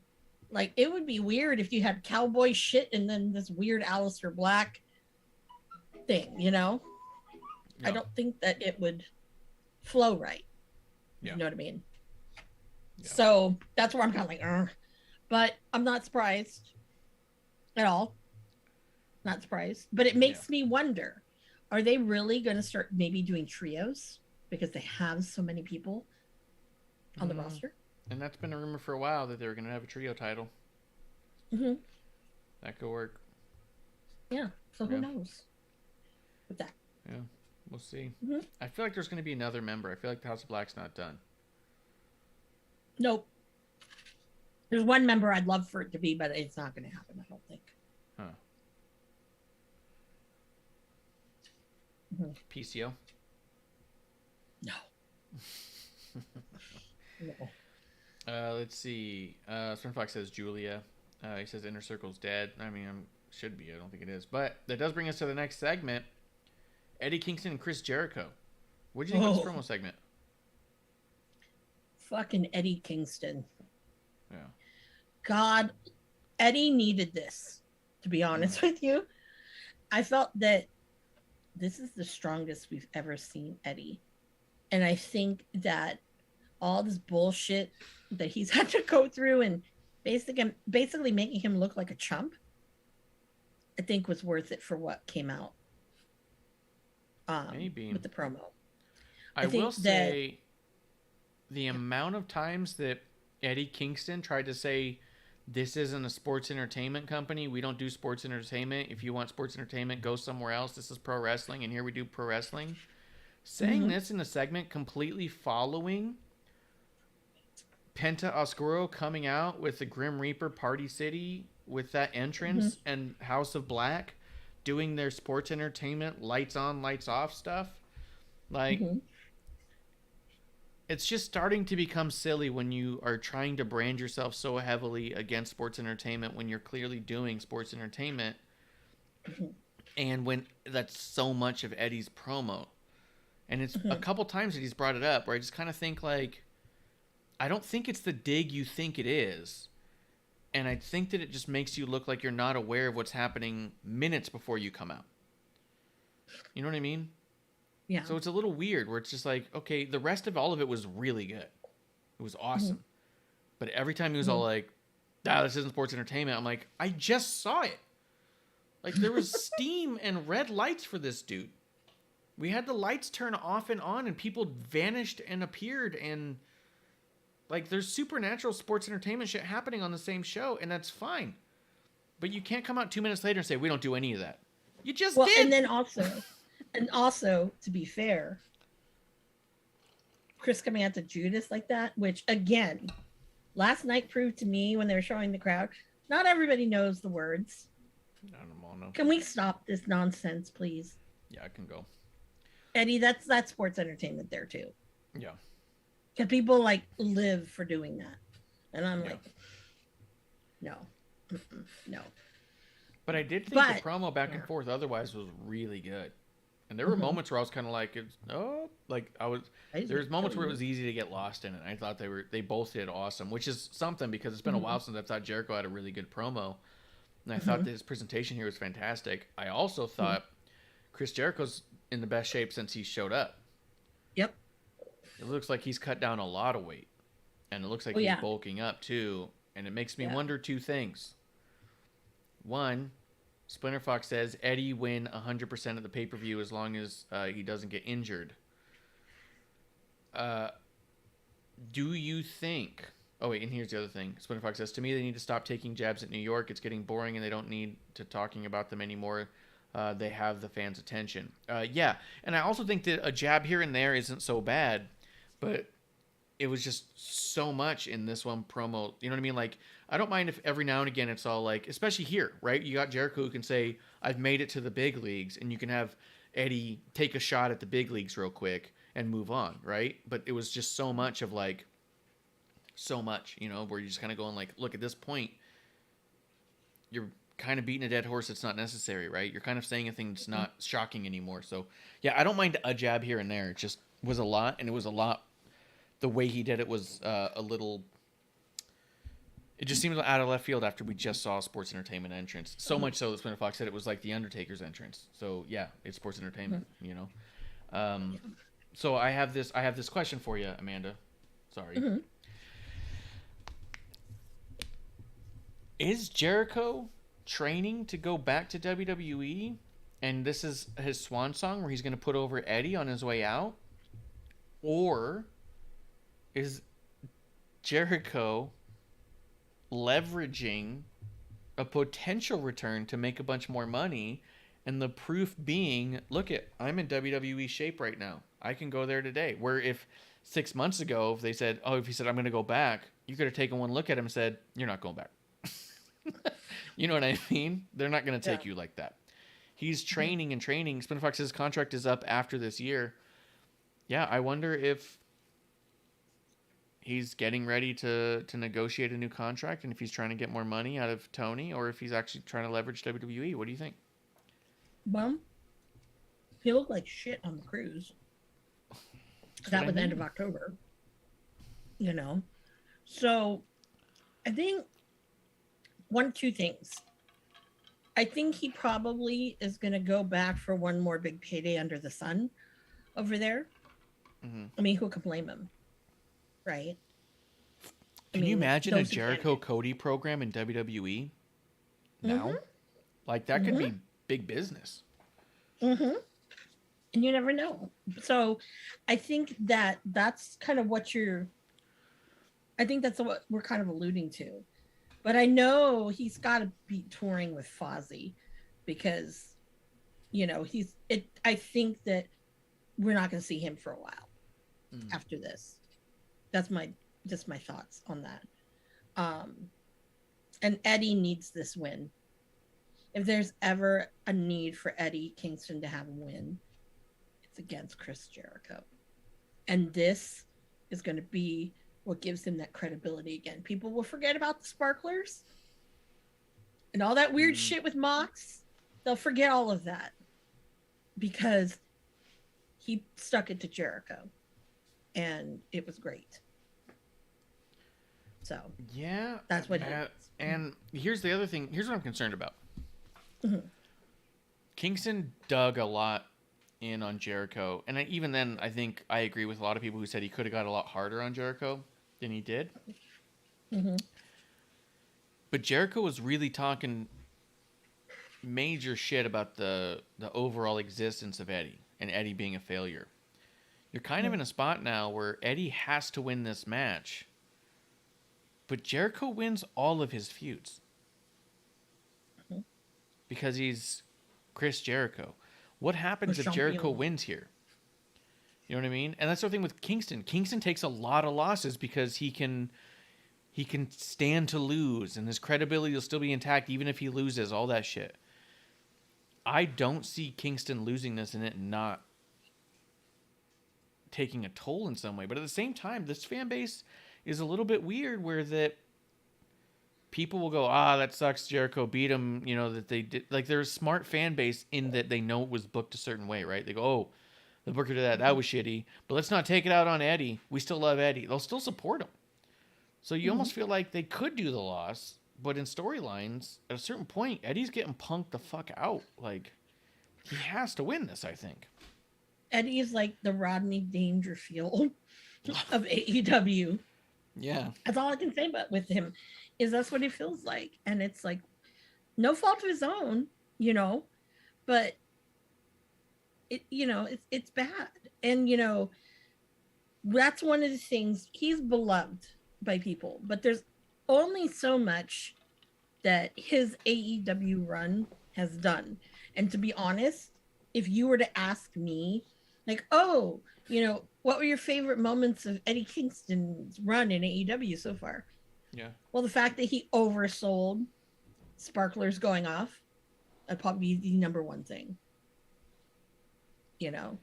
And it's sad because if that's what you're looking at, then yeah, there's not a lot of matches you can point to right now. I don't know. No, I can't. I can't point to anything at all.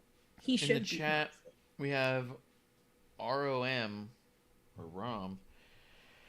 He goes, I thought the Jericho Kingston promo suffered, especially being in the same night as the Punk MJF promo. I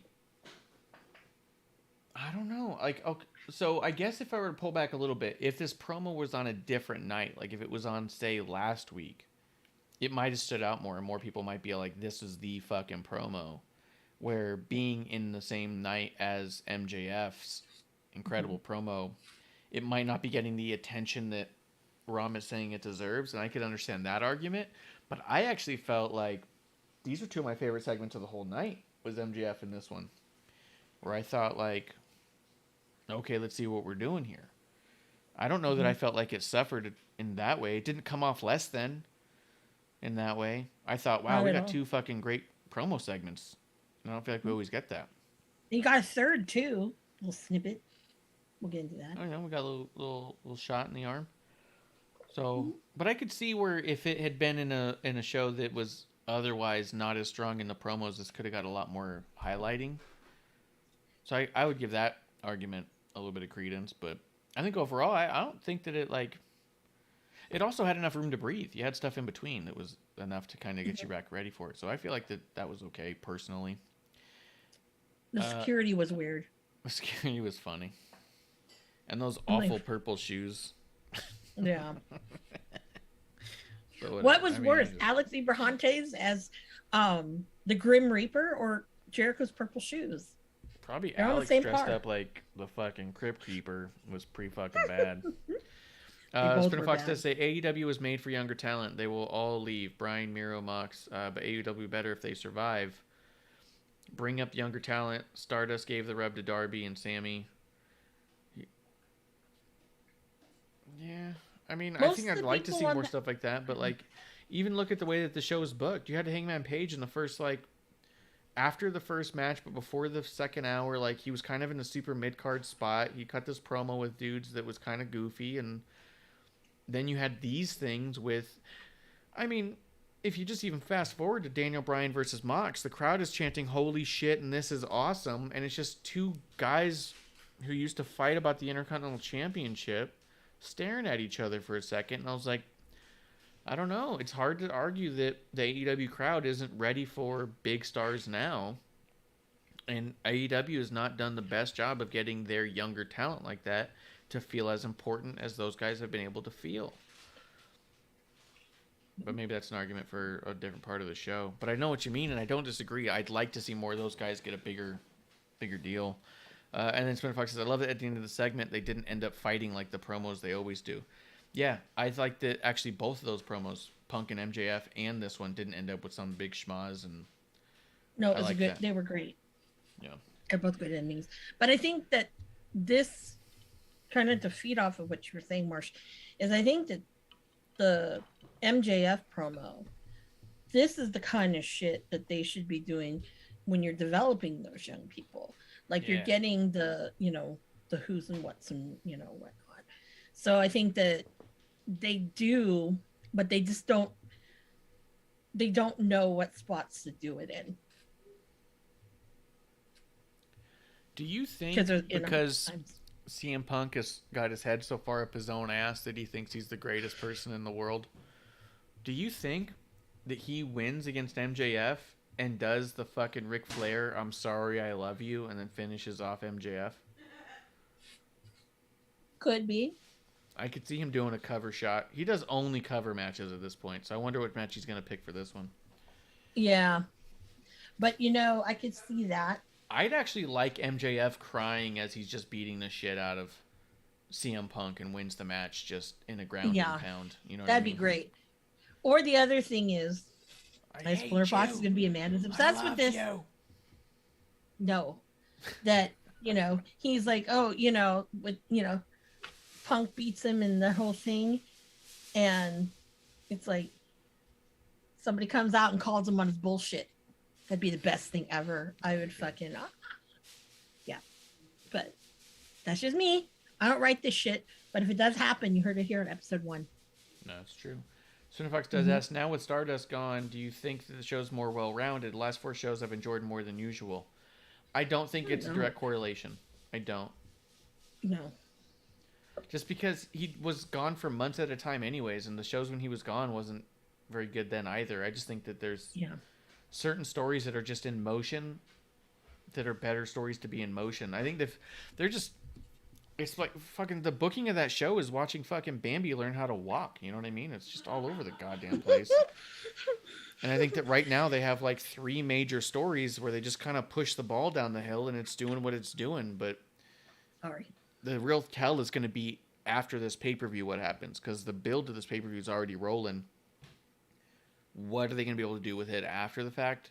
That's when you're really going to start seeing the lack of Cody presence, I think, having an impact most immediately. But like right now, no, I mean, they weren't doing shit with either of them right now anyways. They both were like in between programs, except for Brandy talking shit on Paige Van Zant, which now we are going to miss that classic.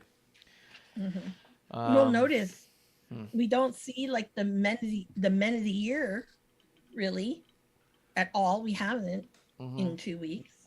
So obviously that's like dead in the water. So, you know, got to revamp that kind of shit. But is it better that we're doing that? Yeah, absolutely. Because that was just boring TV. Yeah, let's see. As we wrap up Kingston Jericho, though, I think Kingston has to win, and there's a big part of me that thinks that Jericho's going to win. And then Jericho will shake the hand of Eddie Kingston like that makes it all okay now. You know what I mean? Because that happens a lot. You see a dude crush another dude in a storyline that really is not good for that person to lose, and then they shake the hand out of respect and they go, "Oh, see, oh, he got it all. Oh, he got the handshake." Like, no, but he needed the win. That's what I feel like is going to happen. It's going to end in a handshake that's going to make me pissed. No, I think he's going to get the win. And also, if Jericho is entertaining going back to WWE, a loss, because usually people will lose if you're going somewhere. That's going to be a telltale sign, too. Yeah. Because I don't think we'll see him for a while. So. But then again, I don't know. I don't do their schedules, so I don't know. Who knows? Let's get towards the end here of the AEW stuff. You did have 10 versus Ricky Starks. You want to say anything about that? I do. Oh, wait, right before you do, Spinner Fox does say they've done great talent, but left behind the signing of so much talent. Yeah, it's a little bit of a mess. Oh, he also says that Colt needs to get fit if he's going to be in a match with Punk. That's the only way he sees it happening. Hey, Phil's not that fit. Okay, first of all, let me go there. Okay, Colt's always had dad bod. Okay, Colt has not been really, really fit since I want to say 2014, 2015. Yeah, he went on the fitness kick, but then he looked too skinny. Yeah, and he looked like he wasn't eating. He's got a big head. Yeah, he's a big head. Yeah, but that's why he's got to be stocky. Makes it fit. But that's why he wears a singlet. He doesn't wear trunks. That's fine. You know, only time he wears trunks is, you know, and me too. He has Matt I Classic. wear a singlet to bed. And he wears high waisted trunks. You know, so, but if you have Colt flex his arms and everything, because he has skinny legs, and his traps. Oh my God, his traps. Oh yeah, he's got big best traps. around.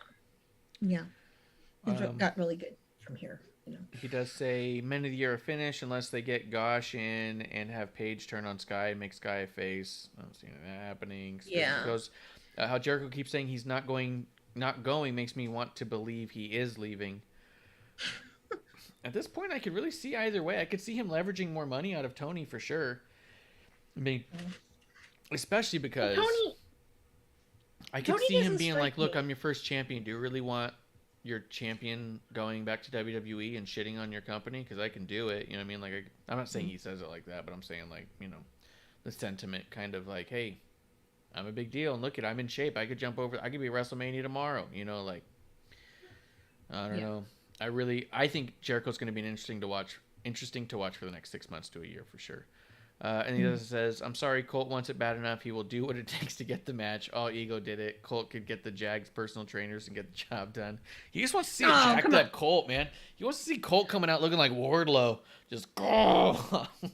No. Okay. First of all, no. Okay, then I'll have to post a picture of when Colt looked fit. Okay, you be the judge.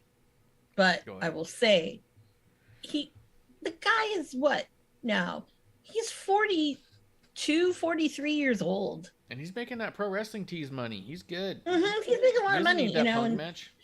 Yeah, he doesn't work out as hard as he used to, you know. I mean, he doesn't have to. He shouldn't. You know, and he shouldn't, you know. I mean, because, you know, his style of wrestling, I mean, shit, look at the people who did that kind of world of sport wrestling over in, you know, the UK. They weren't small people. But I will say this. Colt was always the better wrestler. Punk's even said it before. Like, when they were, you know, hitting the roads, doing their thing, everybody always was like, Colt's better. And I don't know, maybe that in Punk's mind, he thinks that, but, you know, whatever. Because Colt's just like, whatever. See, I told you, simple. He's a simple person. Yeah. But yeah, no, he will not get fit for that. No way. And if he does, damn, I'm going to have to beat bitches out of the way. I'm like, Colt, where's this Colt coming from? My heart, be still. Anyways. Yeah, so what do you think about 10 versus Ricky Starks? You know, I honestly was I went into this match like, man, you know, everybody so far who's in this match, the tag match, the Face of the Revolution match, they're all hosses pretty much. You know, Wardlow, Keith Lee, Hobbs, and who was the other one? No, there wasn't another one yet. Wardlow. No, just those three. Yeah. And I thought we were going to get 10 in it because he's a big dude, but... Yeah, 10's a big dude, you know? Yeah. And so it was really interesting how Ricky is such a character wrestler. I mean, that I really kind of love that in the... Not just the pose, but the over-exaggeration of some of the moves. He's got a little bit of a Ricochet-ness to him, yeah. Yeah. But Ricochet also does shit that Ricky doesn't do, and Ricochet is probably 4 times, 5 times a better wrestler than Ricky. Let's go there. Yeah, but he's also exaggerating. Anyway. Ricochet gets hit in the fucking jaw, and he's like, and like goes down like a bowling pin, and you're just like, what the fuck? Yeah, I know. Crazy. And I'm saying there's a little bit of that to Ricky. Oh yeah, I love it. Yeah. And Ricochet Ricky will do stuff kind of like that too, where he takes a hit and goes down in such a way that you just kind of. Dude, Ricochet crumbles like he's he'll crumble in half in such a way that it's both those dudes sell great. They both sell so great. Yeah, they do. But also, I was very excited in the fact that just dies. They just killed. We also didn't have, we didn't have a lot of interference. Oh yeah, from Hobbs. You know, that was kind of nice to have that. So, you know. It's going to be very interesting. So, am I surprised at the win? Yeah, I am. Because I thought it was going to be a hoss. That the fact that Ricky is in the ladder match and he's the smallest motherfucker in this match by a lot, do you think that's teasing him winning it? That these big dudes are going to have a hard time getting up ladders and moving, and he's just going to climb up the back of somebody and snatch it up? Because the match is for a title match, right? I think so. So Ricky versus Paige? You don't want to redo that? You know what I mean? Like, no. I'm sure he doesn't want to do that because, you know. Because he broke his neck? But, I mean, he's got a broke floppy his neck. You know who didn't break their neck was Moss Riddick. Madcap Moss took a fucking straight down head hit in an Alabama slam from Drew McIntyre. He whips him. He tucks his head forward, crushes his whole neck, and everyone went, oh my God, he's dead. Dude popped up like 10 seconds later and was running. Apparently they did scans and there was nothing at all. But that dude's neck, as soon as I saw it and he came back up, people were like, how is he still wrestling? I was just like, well, his neck looks like a fucking tire. Like, it's just so much muscle on that neck. Ricky doesn't have a neck like that. Tell Nikki to work. Ricky, he's got to work out his neck to get that unbreakable neck thing. That, you know, those traps that go up to your ears. He's got to do that. Yeah, well, no, he was working on other things. But, you know, whatever. Also, speaking of that stuff. Like, when I saw Hiromu Takahashi at New Japan, when they were in San Francisco at the Cow Palace, when he got injured in that match, I honestly thought he was dead. He did not move for a good 2 minutes. He didn't he popped back up. He couldn't pop back up. And it was just like, oh my God, I just saw someone die. Yeah. Right. Like literally 50 feet from me. Well, yeah. Yeah. And even in the other one, Baron Corbin pulled Moss out of the ring and tossed him down. Like, dude, you're done. Don't even worry about it. I'll take over. Cause it was like a false count anywhere match. So there's no DQ. Yeah. Baron runs in to start taking the match over. Cause he's like, fuck, what are you supposed to do? Right. Yeah. Madcap came back. He goes, no, I'm good. I'm going to keep going. It's kind of like, okay, fuck. Let's see real quick. Fox says, Baby Rock is that dude that plays a wrestling game and taunts after every move he has done. That's me, though. I do that. If I'm playing a game, I slam someone, and then I do a taunt until I get hit. And Grim Reaper says, hi. Hi. Yeah, his shirt's going to be coming out to him real fast here. And he goes, Ricky needs that headband chain weight. And Fox says, I seen that live. That sucked Dragon Lee pissed me off. But yeah. So, you were there? Wait, you were there? At that show? He saw it live, so he probably was watching it. You saw it live? I was there. So Marty gave me a hug after the match. Thank God he wasn't the one who got the pin, because that was so out of character. Oh, he says Hobbs holding that FTW title like he wants it. Just saying. He's going to have it. He's going to have it. I think that this right here is. Did they eliminate people in this match? What do you mean? Well, is it like an elimination match? No, I think it's just the person who wins. 4 dudes or 5 dudes going up a ladder. Okay, all right. Because I thought if it was elimination-ish, I have a feeling that Ricky and Hobbs is going to pretty much protect kind of Ricky. This is just my call on this. And I think that it's going to get to a point where it's like, you didn't do anything, little shit. What the fuck? You know? Like, well, everyone in the chat saying the same thing. They're saying it's a fucking ladder match. Like, they're calling names almost. Yeah. Because you win by getting to the top. So how could you win by getting to the top and someone get eliminated? You know what I mean? It's a ladder match. Okay. You know what? I'm a girl. I don't know. I don't know. You don't do this shit. My VFW hall does not do this. Okay. Right. The stateroom does not do that. Okay. Right. Hell, they don't even encourage people going off the top rope, off the turnbuckle, because you hit the lamps, the ceiling chandeliers. I saw. I think it was a Generico spot I saw where him smashed a ceiling trying to do a dive on Steen. Mm-hmm. Do you think though? Because I think that Ricky being the smallest one in here is probably what makes me think he's going to win it. Because I think that they want to get to a Ricky Page match again real quick, and I think that the other guys, for one, I don't think we're anywhere near Wardlow getting a title shot. I don't think we're anywhere near Keith Lee getting a title shot. But I think they want to tease that. Because Keith Lee can't come in and lose to Page right away. Well, Keith Lee, is not the kind of marquee person like a Punk or a Danielson. I'm sorry, Keith Lee. I like Keith Lee. Don't get me wrong. Oh yeah, he's great. But it's gonna be like some of these other people who came in who are lesser than. And you just don't need to show up and lose right away like a lot of these guys have been doing. No, set yourself apart, Well, I think that if anything, there's going to be a spot at one point where Hobbs and Ricky are on the ladder and they're going to bicker and someone else will take it. That's what I'm thinking. Yeah. Maybe. Yeah.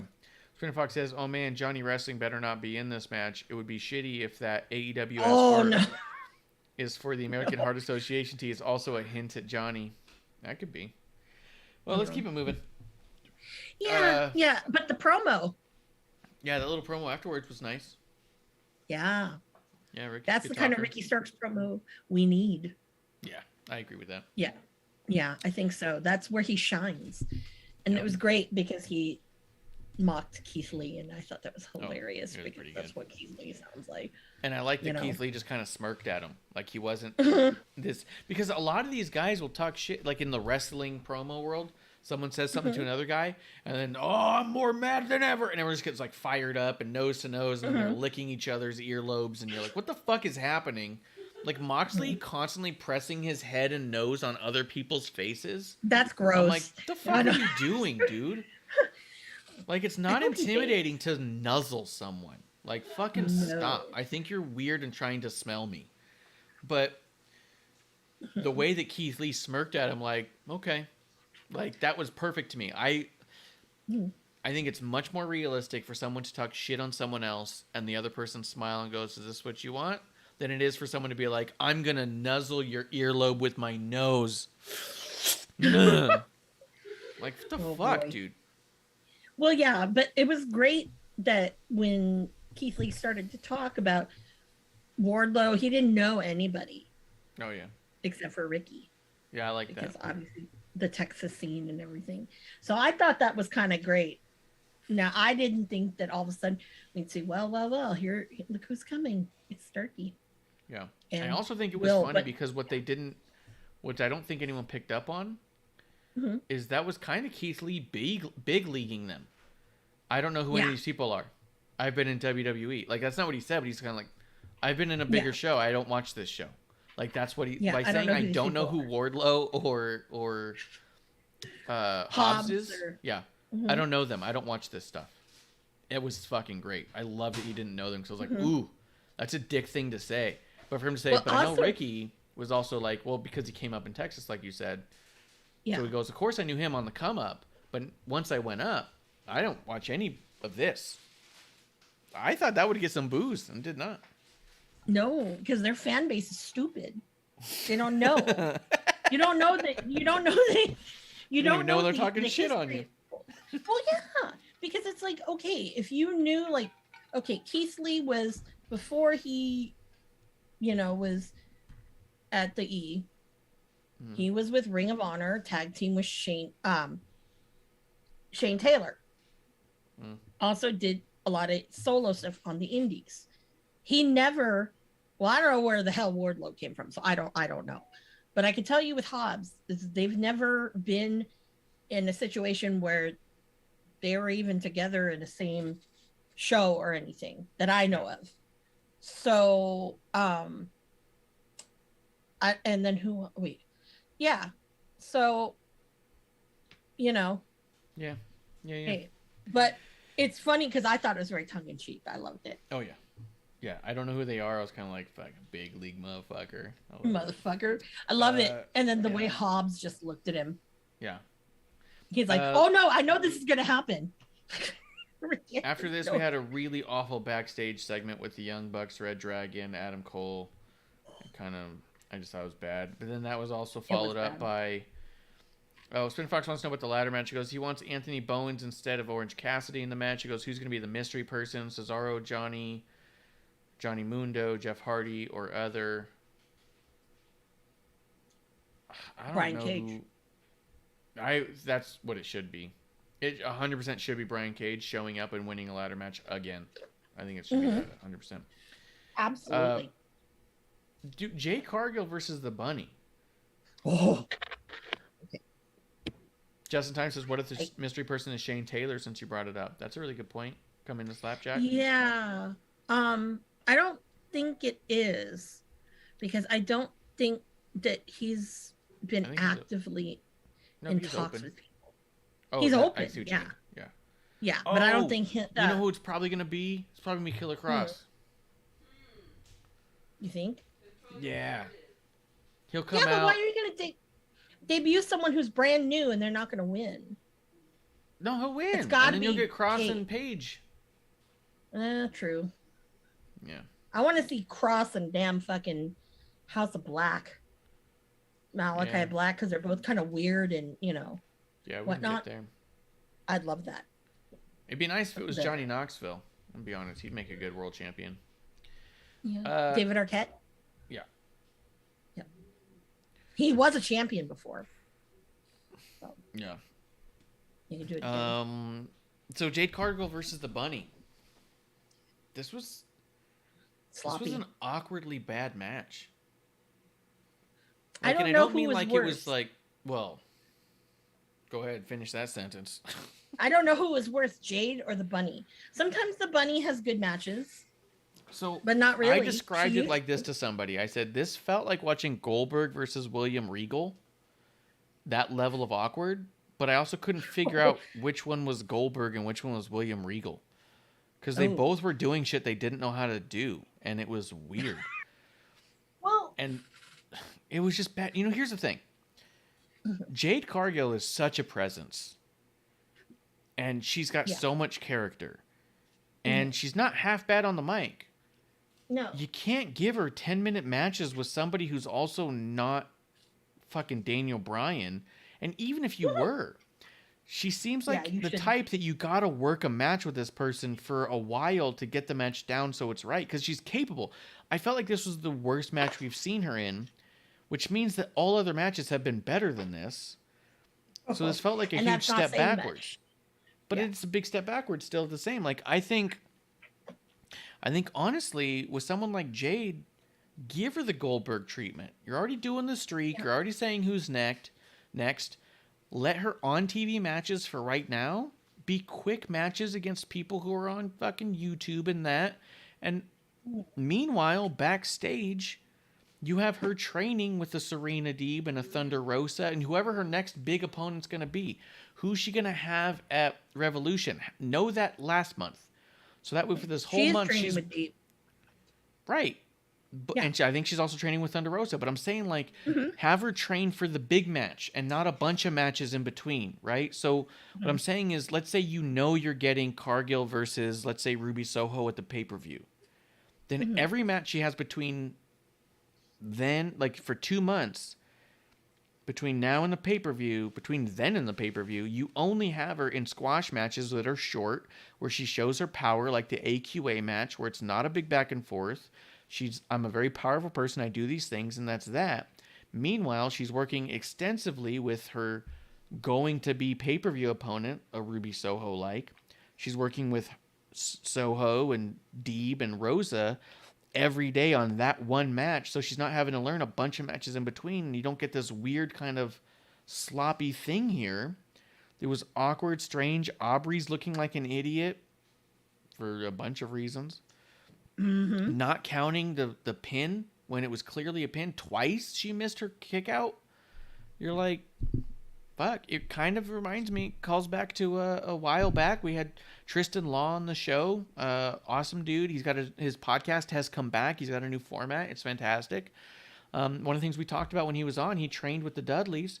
He talked about how important it was for refs to work the match like a shoot, like it's real. Like, if the dude doesn't kick out, you keep counting. He said that you can't be protected by the ref.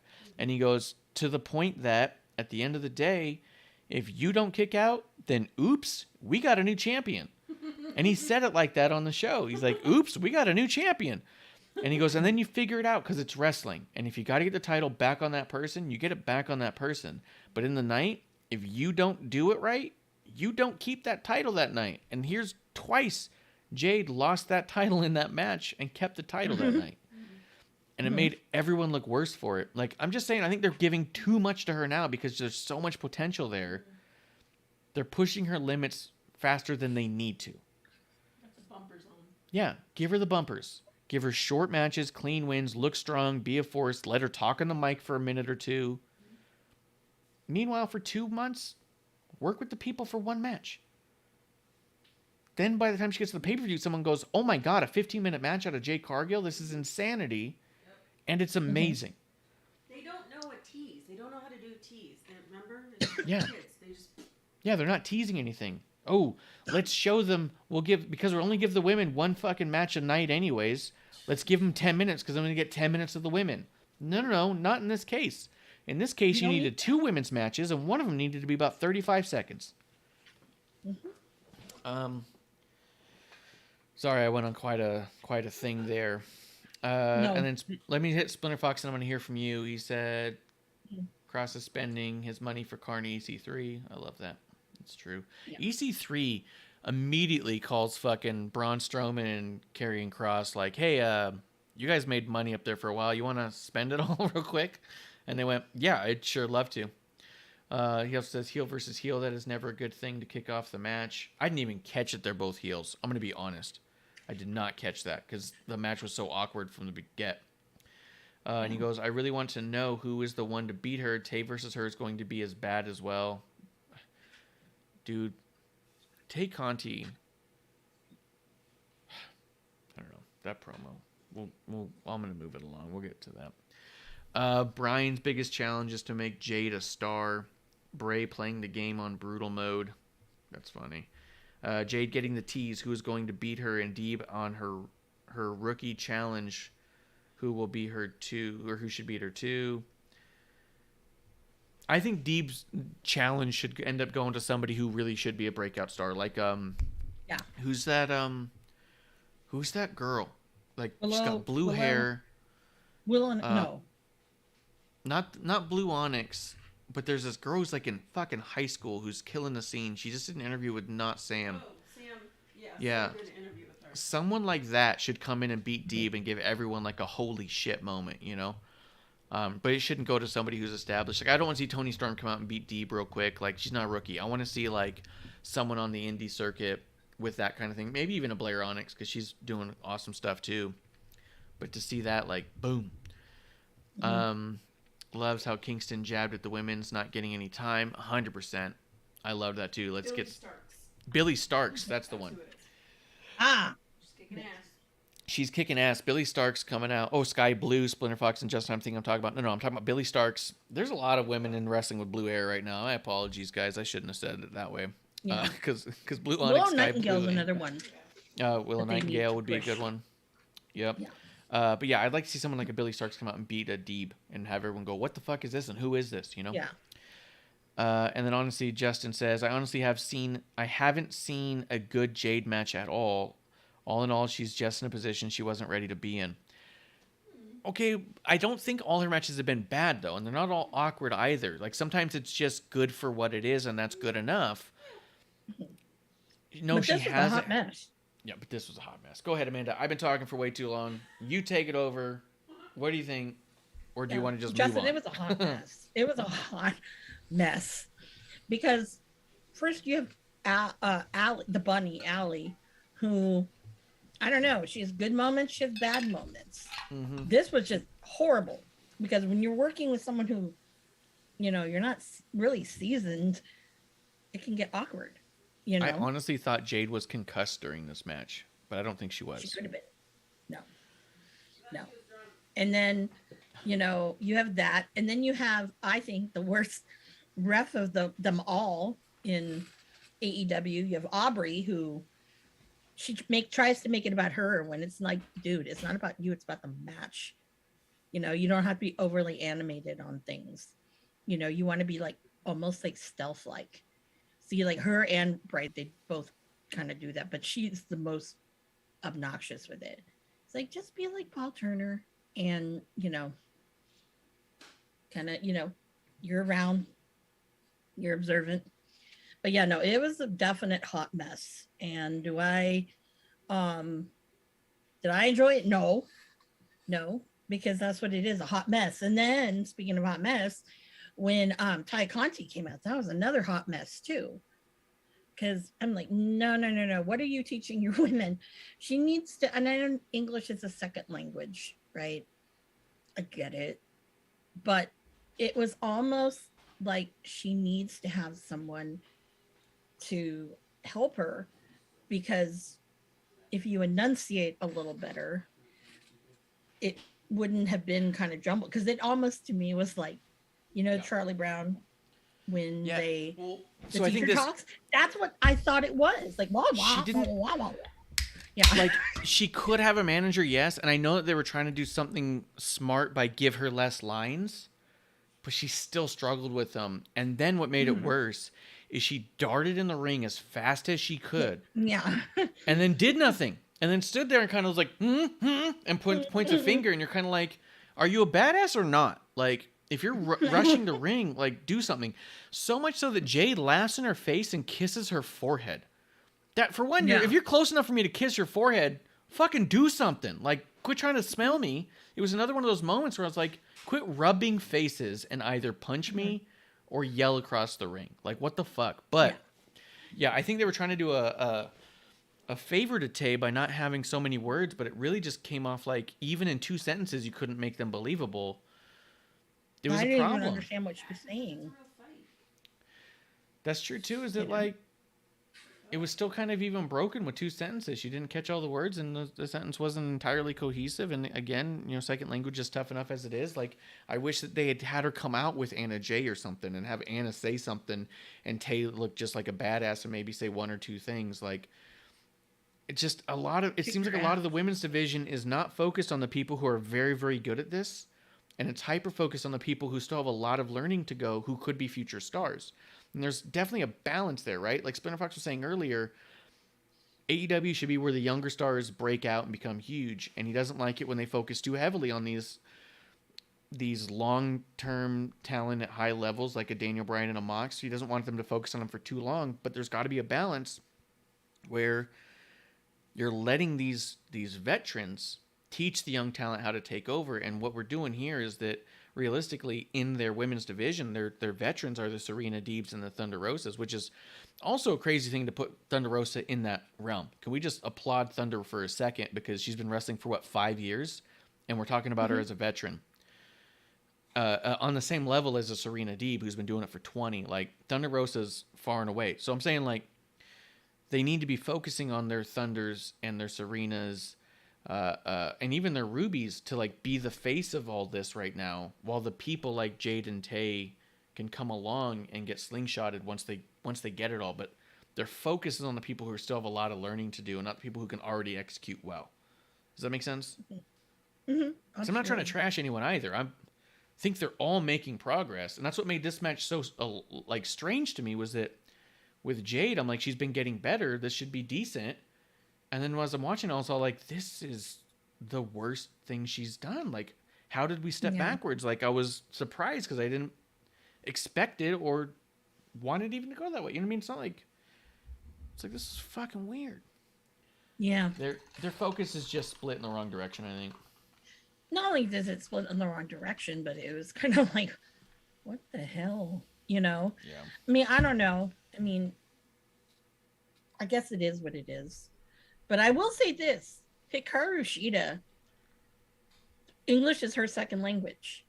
But she doesn't come across like, I mean, and yeah, the English is broken, but you can understand what she's saying, Well, and there's a believability there too. Shida comes off a little more like she's talking.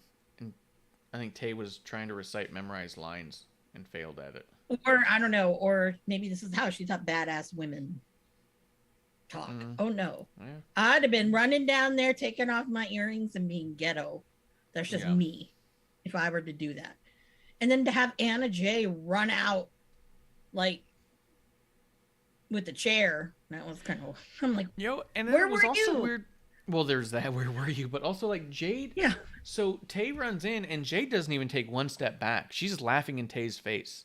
Mm-hmm. And then Anna Jay comes out with a chair, and Jade casually, nonchalantly walks out of the ring and walks away. Like, Jade is showing zero urgency and zero fear of any of these people, which is a double-edged sword. One, it's cool because you're like, oh, she's such a badass, she's not fazed by anything. But secondly, you're all like, is no one actually a threat at all? Like, even with the fucking weapon? You know what I mean? Yeah. Like, I think she's portraying that she's that badass. Right. But in a world and in a show where we know a lot of stuff can be a bit phony, if you have someone coming out wielding a weapon and you don't sell that there's any danger in that, you make it look phony. Because yes, you could be saying, I'm tough, I don't care if I get hit. But you also could be saying, well, I know I'm not going to get hit because that's not part of the script. You know what I mean?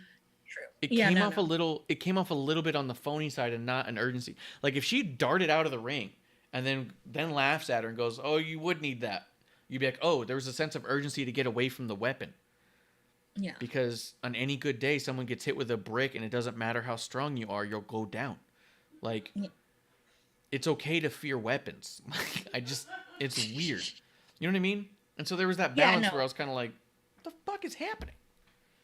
But I don't want to beat on this too much. Let me hit the chat and we'll move on. Spinner Fox says Jade and Thunder was her best match. Yeah, that match wasn't bad by any means. And he goes, oh, and if Thunder Rosa does not win the title at the pay-per-view, I'm going to be pissed. I agree. He goes, first off, Tay almost died in her last match with that moonsault. How does she get a title shot? Probably won a ladder match. It's because she's banging Sammy Guevara. Come on now. Come on.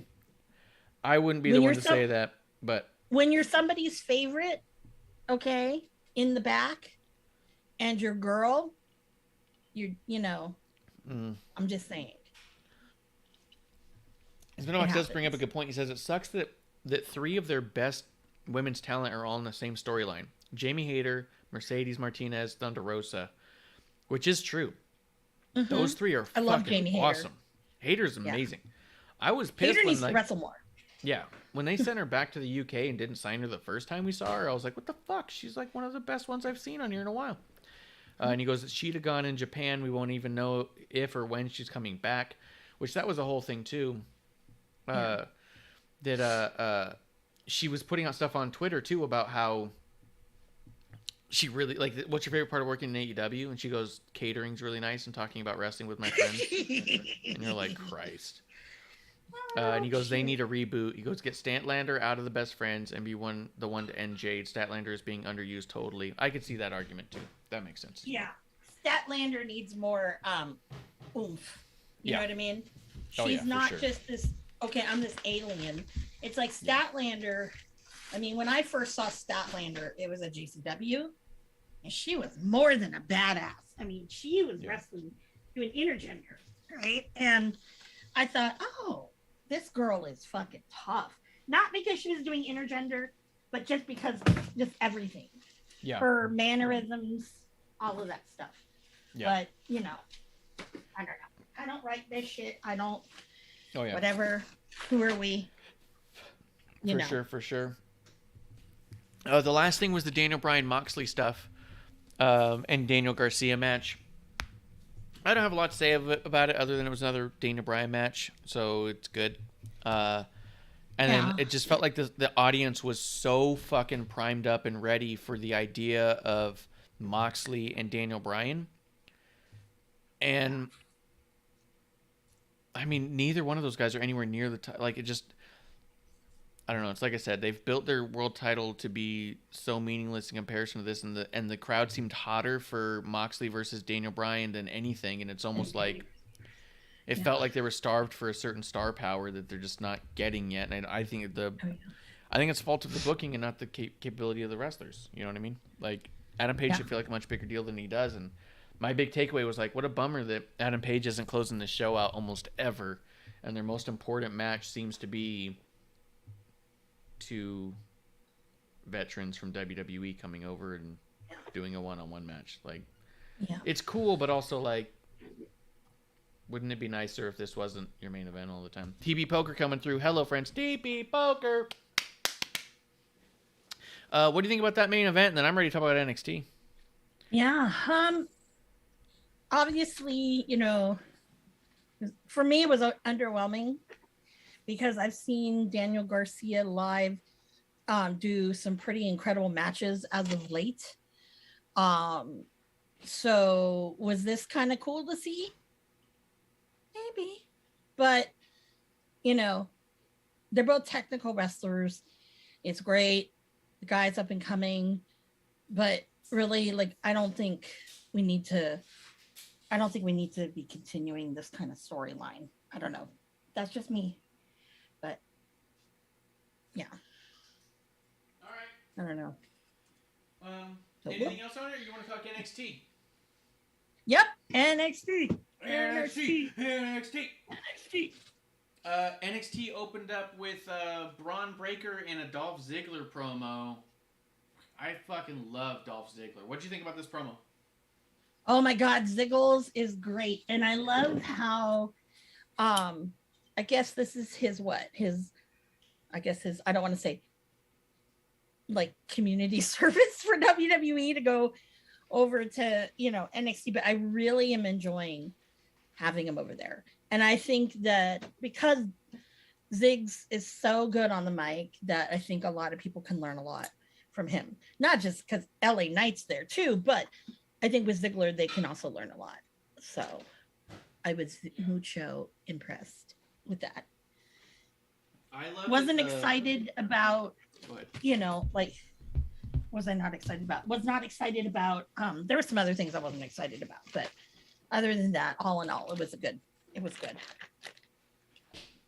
Yeah, I really like the way that they've been balancing this Ciampa Dolph Ziggler program through Raw and in NXT, so it's been making it feel even more important. It's been feeling more linear. We were talking to Sportsbeard on the show before, and they he was saying how impressed he was at Ciampa, and how is this guy not on the main roster? What is he doing down in NXT? And like, he was so impressed. He wanted to see the Ziggler Ciampa match. He couldn't watch it because he was watching hockey. Is what it is. But he was bummed he was going to miss the match because of that. And I thought, what a cool way they're doing, having this storyline go through Raw and NXT the way that they did Waller and AJ. If this is the new NXT where we have the guys coming down and bringing the guys up to the big stage for a little bit and coming back down, like this cyclical, like getting people used to the stars, fucking cool. Yeah, man. It's cool. And again, second week in a row that 2.0 was enjoyable for me. So I'll put that out there. Yeah, it was. I mean, this was just a solid show. I watched it again. I mean, and after that, the first match was LA Knight versus Grayson Waller. Oh yeah. What a fucking good match. Yeah. Yeah. Dude. I love how Vic Joseph and Wade Barrett. Yeah. Stu, god damn it. Anyways, how they were doing the and trying to trying to get that over, at least educating the people at home. So kudos to them for that. I liked that. I thought it was cool. Oh yeah. It was amazing. And Grayson Waller is such an incredible athlete. He is. What the fuck did he do before wrestling? I don't know. Was he one of these football players or athletes before? Right? Because he also moves like a fucking Cirque du Soleil guy. The way he weasels in and out of the ropes and stuff. Oh, totally. The way he tumbles is incredible. Like, even his entrance into the ring looks fucking wicked athletic, and he's never winded. He'll be in a match for 20 minutes, and he's still fine. Oh, yeah. It was incredible. Yeah. But yeah, LA Knight versus Grayson Waller did not disappoint, and then Grayson Waller cheats to get the win on LA Knight. LA Knight gets his fucking comeuppance and beats the shit out of him after the match. Cuts a couple promos throughout the night. Like, fucking just stellar. I'm really liking this new NXT potentially highlighting LA Knight heavily, but at the same time, I'm ready to see LA Knight on SmackDown for sure. Yeah, and that was what the buzz I saw a lot online was, why isn't he on the main roster? Yeah. And I mean, like there are some people right now who should be there, like him, Cameron Grimes, whatever, because they're ready for it. Yeah. Like a person like Carmelo Hayes, he needs to be down there for a little bit, Things like cameras that. A little bit, yeah. Yeah. And Pete Dunne, I'm like, when are you going to do anything greater than? Yeah.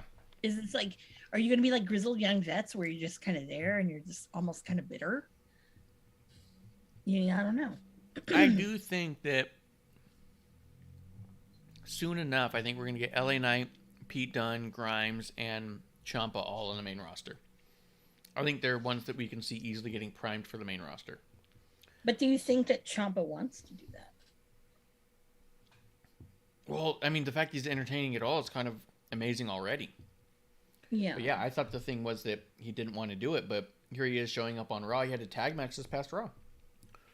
Him and Finn Balor tagged up, and they beat Ziggler and Bobby Roode. Interesting. Imagine Ciampa and Finn Balor as a tag team. Jesus Christ. It was amazing. The abs in that tag team alone. Holy crapola. It was ridiculous. It was like seeing a couple dozen fucking chicken breasts just strapped to guys' stomachs. Dude, okay. Splinter Fox, are you still in here?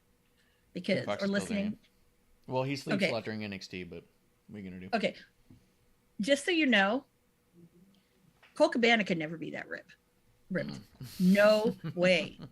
He'd buy one of those. I probably would see him in one of those like bodysuits that would have the fake abs in it before I'd ever see him be that. No. That would be cool too, though. That no. Mm-mm. No. TV The only Poker's one- saying, when will Gargano come back? He doesn't have a contract anymore. Who knows? No. And Gargano just had the baby. So I don't expect Gargano to be back soon. Yeah, me neither. And he Couple says that he months. wants Walter on the main roster to take out Reigns. I don't think that he's in a position, even if he made it to the main roster, to go straight for Roman. But I do think that he should be moving up really soon, too. Him and Imperium they're a unit that's ready to move. Yeah, I think with Gunther, well, we'll talk about it when we get to Gunther, but Yeah. I think, he's gotten so good Yeah. that it's scary to me. Yeah. But he is a scary kind of figure. Yeah. If you've ever met him. Splinter Fox says, Amanda, I'm not saying that he's got to get into Finn or Buddy shape. Just get in shape of somewhat. Oh, mean. Oh, I'm He's telling going- Colt. he's going for it. But no. Um, Colt will tell but- you he likes his pizza and his whatever. He has a horrible diet too, by the way. Yeah, there's a lot of foods he won't eat. So the Dakota Kai, Wendy Chu backstage segment I really enjoyed. yeah, I will say again, Wendy Chu. You gotta love her. There's this she's kind of like Garfield. Yeah. You know how Garfield's kind of sarcastic can be lovable, but very sarcastic at the same time. Yeah. That's what she ran into as Garfield. Her facial expressions are fantastic. Oh, I know. I love it. I love it because I could do that. I do that too. Yeah. But it was great, and I love how Dakota. She's like, your friend. You can talk to her friend. Like, who are we talking to? Yeah, I thought that was great that she was playing up to that. So, the shitty part is because of where they are in the tournament bracket. They're not going to go far. They're not going to beat Indy and what's her face. I think they might. I think we might end up with. Well, I guess you're right, because I think when I look at the bracket, I called the first round pretty quickly, but I think that I think we end up. I think you're right. They were gonna maybe win one match because I think they're going to give us Indy and Persia, right? They might win that one, but they won't win the next one because I think they're gonna get to Io and Kaylee against Raquel and Cora. Yeah. And so I think that Raquel and Cora are going to take out Wendy Chu and them, but I think that they'll move on from there. But No. They're wrestling Indy and Persia. yeah, and I think that they'll win that one, but then they'll lose to Raquel and I Cora. don't know. I don't think so. I don't think Indy and Persia have been billed as a very strong tag team, and I think their whole storyline right now has to do with making out with dudes, and I don't think that That's true. I think that they can serve to have a loss or two, and it's not even a big deal. That's why I think Wendy and Dakota will go one step. Yeah.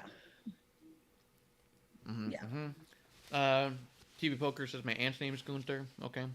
Spinner Fox says, I think if there is another annual budget cut, I hate to say it, Kai will be on the list, which would suck. She is another one that should have gotten that major push when she turned on Gonzalez. I wonder about Dakota Kai. Yeah. She's like a especially this female gimmick Dolph right Ziggler, now. but, you know. Yeah. This right now is horrible. No. This is What do you think of horrible. all the toxic attraction stuff they did this episode? They kept him around, and they kept moving to him, and they were in the toxic lounge and all that. Well, I like toxic attraction. I was getting a little irritated with the banter of Vic Joseph and trying to calm down Wade. Barrett. So funny. That I was funny. But after a while, I'm like, come on, dude, just let him go up there. They'll probably freaking ignore him anyway. That would be funny, actually, if he just goes and sits That up there. that I would love to see. Yeah, but no. I think it's very effective to have that, and it's nice because you see that they're totally invested on who these women and seeing Yep. Which is something rare because I don't think you really see that a lot with women's wrestling when you have tournaments like this. There was a lot of women in this episode, and I say that in a nice way. Like, we had the Dakota Wendy backstage segment. We had the Toxic Lounge being a constant thing. We had Cora and Raquel training together. Let's see. We had the Tag Team Classic matches. We had 2 of them. We had the debut of another woman. Like, this show was mostly women, and it was fucking cool to see, you know? Yeah. I don't know how I feel about that other lady. What, the lion lady? I don't know. I think that's what. We'll get to that in just a second. We'll get to her in a minute. Unless you just want to talk about her right now. She was kind of standalone. Let's just talk about it. Yeah, because the chat's blowing up about her already, too, yeah. Yeah. I don't know. What am I supposed to feel? Let's see. Her name was Nikita Lyons. Here's what I thought. I thought I was expecting very little out of her. And I thought that they were going really heavy on character stuff and all the promo stuffs and the vignettes because I thought they were trying to cover up for something. And then she was in this match with Kayla Inley. And the match went for a little while. And I was actually really impressed with Nikita and her ability to move.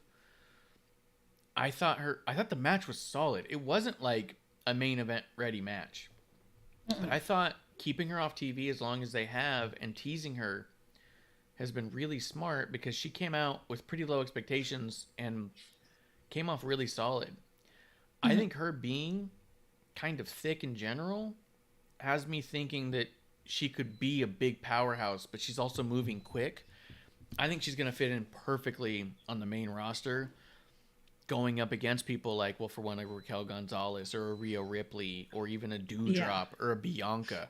Like, you're starting to have strong women who aren't super petite, and I think it goes a long way. Like, one of Sasha's and Alexa's things they have to overcome is how small and petite they are. Sasha's, got pretty toned muscles and stuff so she can move real fast and look like she's hitting you real fucking hard. But when you're that small and you're going up against a Nia Jax or a Doudrop, there's a lot to overcome in just the visual of it. So I think it's kind of cool that they're starting to stack the roster with sizable women. And I thought she came off that way. And I thought that I even saw someone compare her to Jade Cargill the other day. Someone said this is exactly why you keep women off TV or any talent off TV until they're ready to be on TV. They're like, why do you think this girl on NXT got such good reaction? Because they waited until she was ready. Where now you have all these fucking GIFs flying around of Jade messing up in this because they're doing too much too fast, Yeah. But I thought she was really good. Not amazing, still room to grow, but a solid match. Yeah. I didn't know how I was supposed to feel like after the vignettes and things like that. Because the vignettes I thought were kind of weird to begin with. Yeah. So I didn't know how I couldn't make was heads or supposed to feel tails of about those vignettes. Yeah, and so I don't know how I'm supposed to feel about her. So that's where I was like puzzled. I mean, she's better than I thought, but I was just kind of like, what is this? So I went watching it in the totally confused mindset of, okay, we've been seeing this promo or these types of promos of her for the last couple of weeks, but I don't get it. Right. So it seemed like a lot. And Spinner Fox brings up a really good point. I think it looks like he Googled something because there's no way he wrote this out. It's too cohesive. It said, she is a with Lions. It says, now set to make her presence known in WNC 2.0. The question arises, who is Nikita Lyons, a.k.a. Faith Jeffries? Before signing with the WWE, the 22-year-old Las Vegas native worked as a multi-talented entertainment professional, author, and MMA fitness coach. She also starred in the hit TV series WoW Superheroes, produced by Women of Wrestling. I didn't realize she was from WoW.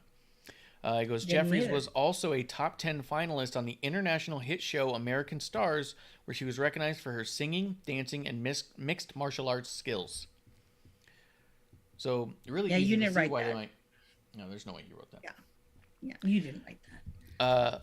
But, not realizing she was an MMA fitness coach, author, Yeah. singer, dancer. Like, no And wonder. then on WoW.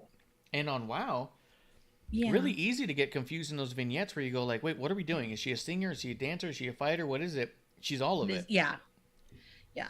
Well, with WoW too, we all know who's like one of the big head trainers over there. Yeah. Been Tessa forever. Yep. Yeah. Yeah. So that's where I can kind of see, you know, as much as people think Tessa's a piece of shit.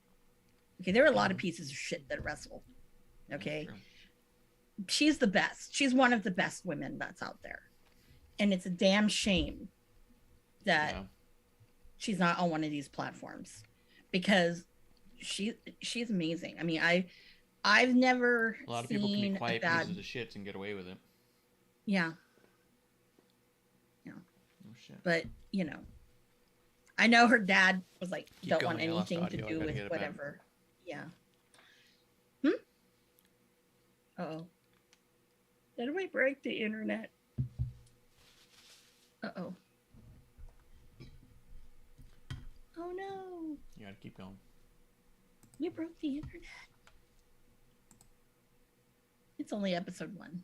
We're okay. Technical difficulties. Take a drink. I'm back. Okay. So sorry. It's only episode 1, people, don't freak out. Yeah.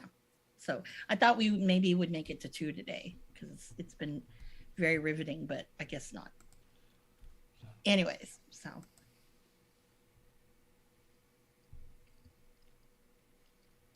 Is that what happened? Fuck. I just lost her. I still have no audio. Technical difficulties, everybody. Take a drink. In the chat real quick while we figure this out. Spinfox says it's a shame she did what she did that caused her to be blackballed to begin with. Oh, talking about Tessa, yeah. Let's see here.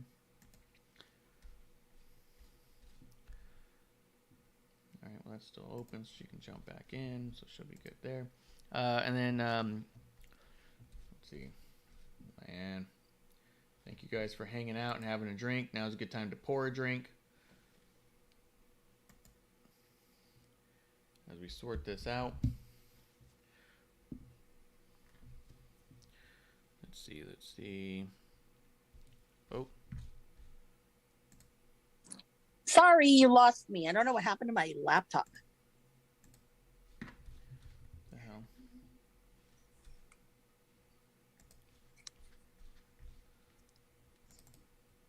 Can you hear me? Hello? Coming back.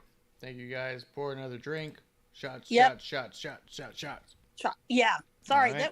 Yeah. We are definitely not getting to episode 2. My audio. She's back. You guys Yep. can see Sorry. her. Sorry. Try to fix the video here. But that's okay. I have audio. So. All right, I'm That's back. what- I hear Okay. you. All Okay. right. In the Cool. chat, Just in Time does say Twitter and their horny asses selves need to tone it down. Yeah, it was really funny actually while NXT was happening. Everyone was like, what do they call it? Horny on main. They were all like, who's this girl? And like, oh, check this. And everyone's drooling and making dirty comments. And I was like, can we also acknowledge that she happened to be a very good wrestler her first night out? Like, Men. And they get on women. For women, you know, being, oh, this guy's cute, or he's got a good ass. yeah. Fuck you. If I want to say that Ricky Starks has a great ass, I'm going to say Ricky Starks has a great ass. Yeah. Colt Cabana does. That was for you. Just in Time does say naming everything Nikita does is like naming all the names the heiress from Family Guy had.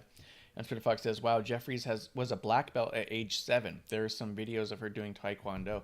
No wonder she's picking it up. And like you said, trained by Tessa Blanchard. Yeah. It's not a bad place to be. She looked like she knew what the fuck she was doing. Yes. Yeah. She looked legit like you don't want to fuck with her. Yeah, I would say that believed it. her and Tiffany are the two I'm most impressed with how far they'll go. And really cool to see homegrown NXT talent. Yep. And Spin Fox says she is fast as fuck. Yeah, I was that spinning heel kick she did at the end into that weird splits thing. Yeah. I was all like, oh shit. And Spinner Fox says Jeffries versus Ronda in the future. I don't know if Ronda will be around that many years. No. If I'm being honest. I don't think Ronda will be around in a year. Yeah, but I wouldn't hate it, but yeah. Yeah. But yeah, I thought her debut was awesome. What a great way to debut. Especially, ironically and unfortunately, you have everyone talking about her blowing up the night she comes out and wrestles, and then the next day everyone's blowing up about how bad Jade shit the bed, and you just go, yeah, Jade shit the bed, and yeah. Spinnerfox says the way WWE moves, it could happen in a year or two. Yeah, that's true. Maybe rush them. Let's see the Cora and Raquel videos I liked. The Io Shirai and Kaylee versus Last Legend and Amari Miller. I was actually impressed by this match. What do you think? How come I feel like I didn't see this? It was early on. Did you watch it on Hulu or something? Yeah, I did watch it on Hulu. Oh, okay. They cut it. Okay. No. Only because I couldn't, Peacock, all right? Can I rant on Peacock for a moment here? Peacock does not they just put up on Monday, I think, last week's episode. Not true. I watched NXT. What do you mean not true? It doesn't, I looked at my Peacock and I had last week's. There was no this week on Tuesday. Just not true. Because I watch NXT before we go live every week. I watch it the day that airs, but I put it on again right before we go live. I have to look at it again because I don't see it at all. Now, if you don't finish the full episode and you just click play the next episode, it'll go back to the last episode you watched and not the next episode. No. When I go to look episodes. I go to the episodes. Yeah, that's how I look it up. Yeah. Hmm. But I was like, what the fuck? Yeah. I was a little irritated with that. So, but yes. Let's see. Dante Chen versus Duke Hudson. Dude, a lot of people were talking about, too, that just NXT in general seemed real fucking thirsty.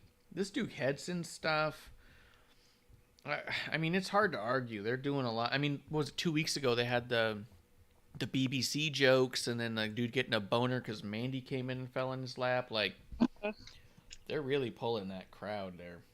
Pulling a few things, I guess. Sure. Trish versus Cameron Grimes was dope. Mm-hmm. What do you think?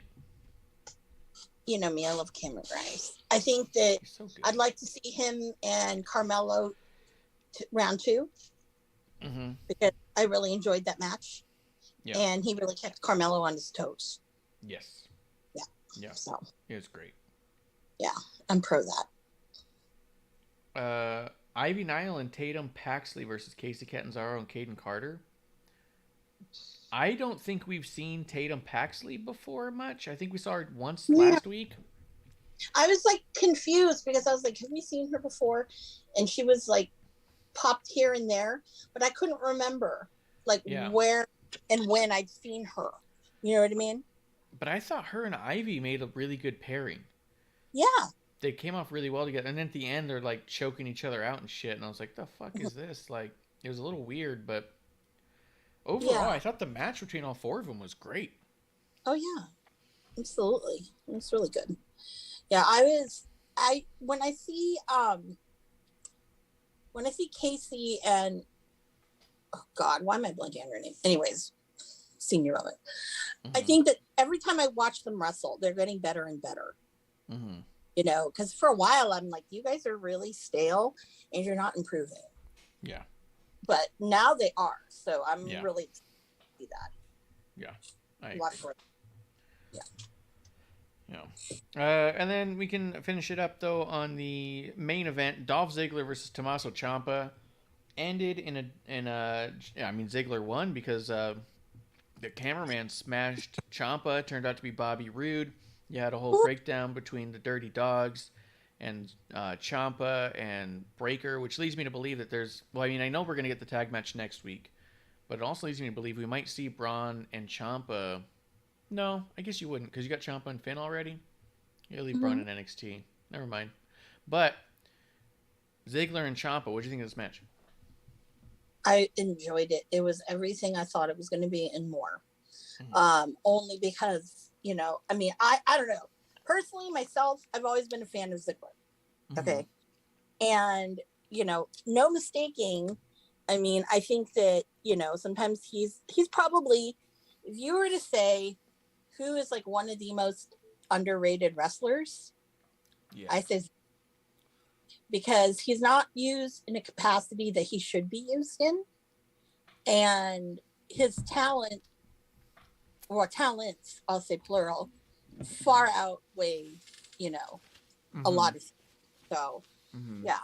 But, Not only does he not get used as much or as well as he could, he also always excels in the way he's being used. Yes. No matter what it is. When they're like, you're going to job to Goldberg, he jobbed to Goldberg better than anyone's job to Goldberg. Yeah. It's still one of my favorite Goldberg matches. It was so fucking good. I think that he really is, one that he knows his role, and he knows for as long as he's been there that he knows that, he's not get pretty much anything. So you might as well just go with the flow. Yeah. That's how I see him. 100%. Whatever you want, boss, I'm going to do it. I'm going to do it better than anybody else could ever do it. And he does. Yep. Every time. When you make him world champion, you believe it. When you make him intercontinental champion, you believe it. When you make him lose to Goldberg, you fucking believe it. Yeah. I wish his brother were that good, but no, he's not. Well, but I digress. Yeah. Yeah. But I thought it was awesome. And then here you have Bobby Roode out in NXT too, so now you're expanding that universe even a little bit further. This is like in the universe, but it's WWE universe. I'm waiting for I don't know, the Scooby-Doo animated like John Cena to pop up somewhere. That's how crazy all this is to me. Yeah. But it's been awesome. I've really enjoyed the last couple of weeks of NXT because of this. I thought it was great. Thank you, Drake. Absolutely. Well, we'll shout out that in a little bit. But I thought he was on Raw. Really? Maybe. Did you read he was creative in NXT? I thought you said he was NXT. But producer, you did get. Was there anything that stood out? You finally got to see NXT like today. Was there anything that stood out on there, specifically pretty major? I just thought Nikita looked badass. Yeah. And I like strong women. Yeah. I like when they look like they could physically kick your ass, and she definitely brought that. I mean, yes, she looked sexy, but like beyond that, she looked like she could legit kick your ass. Which is also ironic because I think that you were hesitant to think about what you're going to see because last night or the night before, all you saw was thirst fucking tweets, and you go, "Oh, some girl came out and shook her titties or something," and then we just. But that was the attitude you gave me. Yeah, well. You're like, "Oh, did you like the new debut?" I was like, "She was really good." You go, "I bet you thought she was good." I was like, "Oh, come on." Well, her outfit does look like a bra, but that's how most of the outfits are now, just in general. I was gonna say that's gear for women. Yeah, she said it's regular gear for women. But yeah, and so it was really kind of cool to actually get the chance for you to sit down and watch the match because then you could actually judge it for what it was versus then all the thirst online where you're all like, okay, guys, like other things happened. Yeah. Put your things back into their pants. We don't need a ruckus here. Come on now. You don't got to tweet about it. But so one other side note, unless there's anything else on NXT you wanted to throw out there? No, but I'm really enjoying 2.0. Yeah. So whatever they're doing good. So. Which is also wild too because of how much you enjoyed Black and Gold for a while. Yes, I really did and do. And this is just becoming a lot more fun. Well, not just that it's fun, but the vehicles in which they're doing it and the players that they have that are involved makes it really enjoyable for me. Yeah. So, yeah. Because that first couple of episodes, like, what the fuck are you doing? Yeah. Very discombobulated. Yeah, it felt all over the place. Who's this? Who's that? And I think that they're really trying to get their footing as well. And here's the other thing. So many of these people are showing up on NXT 2.0 that you only see for 2 or 3 weeks. And a lot of people are just like, well, this person's ready for the main roster. Like, even in Black and Gold, how often did anybody ever say, well, this person's ready to move on? It was very rare and few people. And it was always like, oh, they should stay here forever. They should stay here forever. Everyone who's watching NXT 2.0 are seeing people get to a presentation level to where they expect them on a larger stage fast. They're practicing on live crowds now. It's great. Yeah, it's great. It's awesome. Definitely awesome to see. Now, but the thing is we have to always remember too, is that, remember, it's developmental. Yeah. So a lot, we don't know, because we don't know contracts, but we don't know how long some of these people have been in the system, so to speak. Yeah. So, I mean, we really can't say, oh yeah, they're ready to go, because, it could be someone who's not ready to go, But that's what I mean, is that in Black and Gold, for whatever reason, when someone would show up and they were like new to us, they felt new, looked new.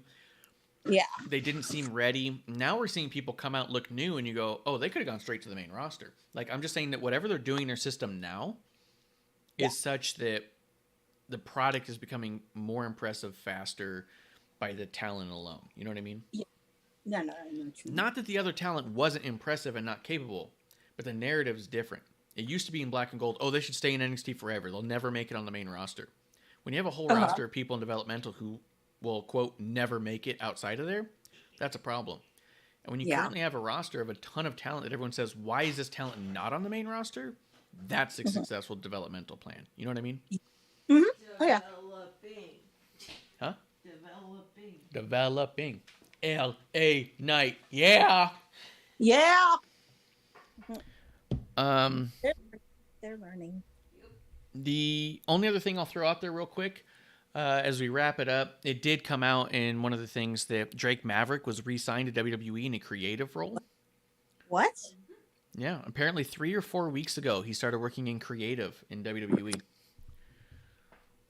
Interesting. I think it's fantastic because one of the things, I think the thing I've heard the most about Drake Maverick is Drake how, Maverick. Yeah. Oh, I thought you said Drake. Yeah. Oh, no, Drake Maverick. The one thing I've heard the most about Drake Maverick, easily bar none, as much as he was always very good wrestling and, he may be undersized, but he's got heart and all that stuff. One thing I've always heard about him is how incredibly brilliant and encyclopedic his brain is when it comes to wrestling. Oh, yeah. Like, I think Sam Roberts talked about walking up to him and asking him just as like a gag, can you name all the main events of every WrestleMania in order? And he just did. Oh, wow. Like, yep, here we go. And CM Punk failed that test. yeah, CM Punk would not make that test. That's a funny one. Splinter Fox says EC3 can't get his money now. Dude, I thought that too. When I saw EC3 doing all this stuff and taking everyone's money, I was like, where the fuck's Drake Maverick and all this? Because I know they're friends, and there's no way that dude's not trying to steal that guy's money. He's like, I'm not taking my money. Yeah. Yeah, I could see it. Yeah, I'm taking it. But if he's in creative, he's very busy, and he can't pay for someone else's narrative anymore. So. Yep, there you go. But Sorry. just really happy and excited for Drake to be in wrestling, because there's nothing that man seems to want more or desire more than to be in wrestling, and working for WWE was such a dream for him over and over again that it nothing else but just cheers and best of luck. I hope he's got another 30 years in creative ahead of him, Absolutely. Wrestling podcast, like. Yeah, when I met him on an elevator. And he was listening to something to wrestle with on his headphones, but I didn't realize that we'd made eye contact. And I went, oh, hi. And he said something to me, and I responded back. And then I realized that he didn't hear my response back. And I was like, oh, okay. And I kind of put my head down, and he looked over me. He's like, oh, I'm so sorry. And pulls out a headphone. He's like, I'm just listening to something to wrestle with right now. And I was like, the episode on Sid that just dropped? And he's like, yeah, that one. I was like, isn't it fucking crazy? And then him and I started talking about Sid and something to wrestle and Bruce Pritchard. We're just talking about wrestling podcasts because, like, it's just what we both do, Yeah. Yeah. Nerd. Yeah. Podcast nerd. But it was great because it was also like we stopped. Immediately the wall was broken down and we stopped being just fan wrestler. And it was all like, no. 2 fans can talk about it too. Like when I met Kofi. Yeah. When I met Kofi backstage at a show, I was kind of like walking around, like keeping my head down, not trying to bump into anybody. And I'm just kind of standing there staring by myself. And Kofi walks over and he goes, "Crazy, isn't it?" And I was like, "Oh, hey man, what's up?" And he's all like, "I think about it all the time. Like, man, that's Dean Malenko over there. I grew up watching that guy, and he's telling me he'd give me pointers on my matches. Like, it's wild, right?" And so then him and I talked to him about how I used to work backstage at other things, and it just became a conversation of two fans bullshitting about the craziness that is this moment, you know? Oh yeah, absolutely. Absolutely. So nothing but the best for Drake and Kofi. Yeah. But any final thoughts? Talking about mental illness awareness. Who? Recently, Dax did. Dax? Yeah, so Dax was on the Renee podcast and talked about being anxious and dealing with anxieties and feeling emotional. And yeah, I mean, shout out to him for opening up about that stuff and getting those conversations going, for sure. Yeah. I didn't like with Jericho not bringing this up. I didn't like how he was poking with, Eddie and your mental problems. I did not like that. I thought that was very rude. It wasn't classy. Because mental health, it's no joke. And I mean, honestly, like, that was real. I thought it was in poor taste. Here's why here's the counter to that. The reason he brought it up is because that's what Eddie Kingston had to say on why he passed out for the Sparklers. He said that he deals with mental issues and he has high anxiety. And when he saw the explosions and the barbed wire, it reminded him of prison, and he had a panic attack that made him pass out. That was the promo he cut after that night. I think we talked about it on episode 1 before. I don't know if he went to prison. Did he really go to prison? No, I don't believe he spent much time in prison. I think he was in a holding cell for jail. But I don't know his history. But I am saying that all the time I've spent in prison, I never saw explosions, and barbed wire wasn't the thing. It was a razor wire at the top of a cage. I'm sure you can ask MVP, and he'll tell you about he was in there for 5-6 years at least? Yeah. But so what I'm saying is that they put it into the storyline that Eddie Kingston has mental issues and high anxiety and panic attacks. So therefore, when Jericho brings it up in the promo, it's in context of the story that is Eddie Kingston having a panic attack because of Sparklers. Got it. Otherwise, yeah, it would have been out of left field otherwise, for sure. And you've been like, what the fuck, dude? I was like, yeah. Okay. Yeah. So, yeah, and that's one of the reasons why I was really upset with them trying to talk their way out of it that way. Was like, how can we get people to stop making fun of it? Say it's mental health. People can't make fun of mental health or they get canceled. So, like, it was all kind of... I thought the whole presentation of that excuse was poor taste. So, referencing back to it, I'm already like, hey, we're already in the bucket, so... You're like, come on. Yeah. But, anything else? Anything else we're missing? No, I don't. I think we got everything. I think there's nothing missing, no stone unturned. I'm wondering if we're gonna do a watch along with Revolution. Unlikely. I don't see myself watching that. No, there's nothing on it that I'm like can't live without, you know. And I don't pay for their pay-per-views. I don't either, but we knew that. Yeah. And so on episode 1. I mean, we'll see. If people tweet me about it and want me to, maybe I will. But as of right now, want us to, live tweet about with Revolution? Let us know. Twitter Fox is saying Kofi and Big E deserve more. He says Jericho should set up sparklers around the arena for their match. I actually thought about that too. I was saying he should work sparklers into the finish somehow. He says, is Bayley coming back before or after Mania? I'm going to say before. But if I had to put money on it, I'd say right after. Like Monday after. And then he says the Thunder Rosa match. I'm not saying there's no matches I'm not interested in. Or I should say this. There's not any results I'm not interested in. I definitely want to know how Thunder Rosa match ends.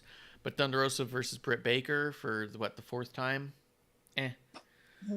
I'm okay. I think that they already had the lights out unsanctioned match was the biggest blow off you can have to any rivalry, and we're still going. Yeah. Yeah. You know what I mean? I'm past it. We already had the biggest blow off you could possibly have for a match. And Thunder won. And after Thunder won, what happened? Britt Baker became number one contender, won the title. So it's kind of like, whatever. Yeah. But that's not to say I don't want to know that Thunder Rosa wins because she deserves it, because she does. Just in Time says, cheers again to the dive bar of the IWC. Cheers to Just in Time. Cheers, Justin. Are you guys ready for last call? I'm ready for last call. I am too. Guys, thank you for coming through and having a drink with us, your drinking buddies, right here at Wrestling on the Rocks. We are at WOTR The Show. I am at Ref Marsh. You can find us and our merch at WrestlingOnTheRocks.com. Give Miss Amanda Jane a follow on Twitter. And other than that, we'll be back here next week for a brand new episode 1, right here in the dive bar of the IWC. Woo. That's the last call. Cheers.